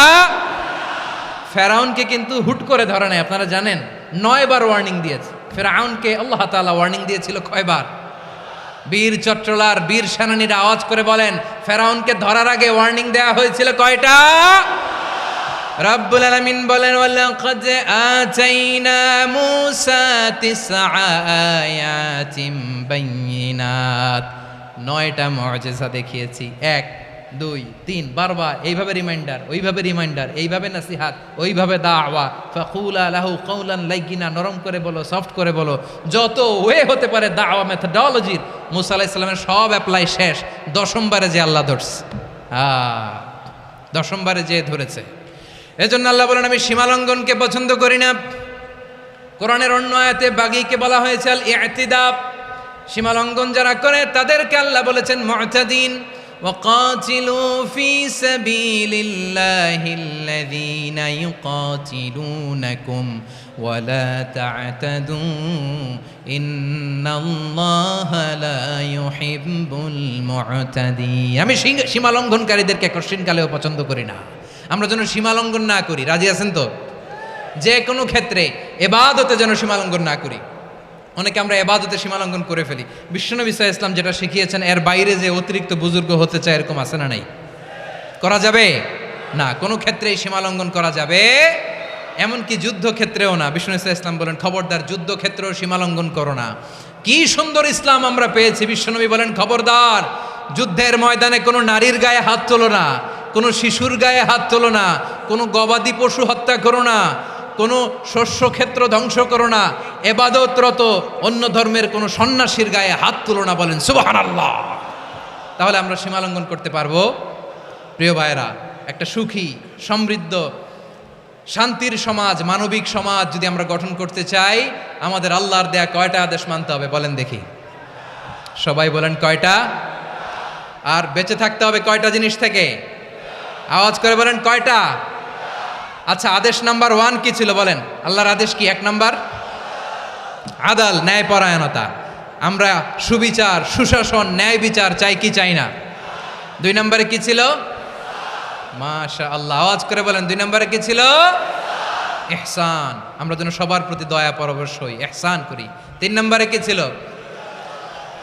নিকটাত্মীয়দের দান করা, তাদের অধিকার প্রাপ্য বুঝিয়ে দেওয়া। পাশাপাশি 3টা জিনিস থেকে আল্লাহ বারণ করেছেন, নিষেধ করেছেন। তার প্রথমটা ফাহশা, অশ্লীলতা। অশ্লীলতার সাথে আমাদের কোনো সম্পর্ক। আজকের এই ঐতিহাসিক চট্টগ্রামের প্যারেড ময়দান থেকে আমরা যত ধরনের মা যাহারা মিনহা মা বাতান, প্রকাশ্য অপ্রকাশ্য, দৃশ্যমান অদৃশ্যমান, সব অশ্লীলতা থেকে নিজেদেরকে মুক্ত ঘোষণা করলাম। অশ্লীলতাকে আমরা না বলে দিলাম। আওয়াজ করে সবাই বলুন নো। অশ্লীলতার সাথে আমাদের কোনো সম্পর্ক। 2 নম্বর নিষেধাজ্ঞা কি ছিল? আল মুনকার, সমাজের যত মন্দ কাজ এগুলোকে আমরা প্রতিরোধ করব। রাজি আছেন তো সবাই? 3 নম্বরে আল বাগি, সীমালঙ্ঘন। কোনো মুসলিম সীমালঙ্ঘন করে না, এমনকি যুদ্ধক্ষেত্রেও না। আওয়াজ করে বলেন ঠিক কি না? রাব্বুল আলামিন শেষে বললেন ইয়াইদুকুম লাআল্লাকুম তাযাক্কারুন, আল্লাহ তোমাদেরকে উপদেশ দেন যাতে তোমরা শিক্ষা গ্রহণ করো। আমরা উপদেশ দিব, আমরা জোর করে কাউরে কিছু মানাতে চাই না। লা ইকরাহা ফিদ্দিন ওয়া যাক্কির ফাইন্না যিকরা তানফাউল মুমিনিন। উপদেশ দিলে এটা মুমিনদের কাজে দেয়। লাস্তা আলাইহিম বিমুসাইতির ইন্নামা আনতা মুযাক্কির। নবী হে, আপনি রিমাইন্ডার দাতা, আপনি উপদেশ দিবেন। আমরাও বিশ্বনবীর এই হাদিসগুলো থেকে, কোরআনের আয়াত থেকে রিমাইন্ডার, এই কথামালা, বাণীবাহক হিসেবে এই বাণীগুলো আপনাদের সাথে কাছে পৌঁছে দিলাম। আমরা আল্লাহ তাআলার কাছে প্রার্থনা করি, আল্লাহ আমরা যেন আদল দিয়ে আমাদের সমাজকে গঠন করতে পারি। আল্লাহ আমরা যেন ইহসান করতে পারি, আমরা যেন নিকটাত্মীয়দের দান করতে পারি। আল্লাহ যত ধরনের অশ্লীলতা, অনাচার, মন্দ কাজ, সীমালঙ্ঘন, অবাধ্যতা থেকে যেন আমরা বেঁচে থাকতে পারি। আল্লাহ তাআলা আমাদের সবাইকে কথাগুলো বোঝার ও আমল করার তৌফিক দান করুক।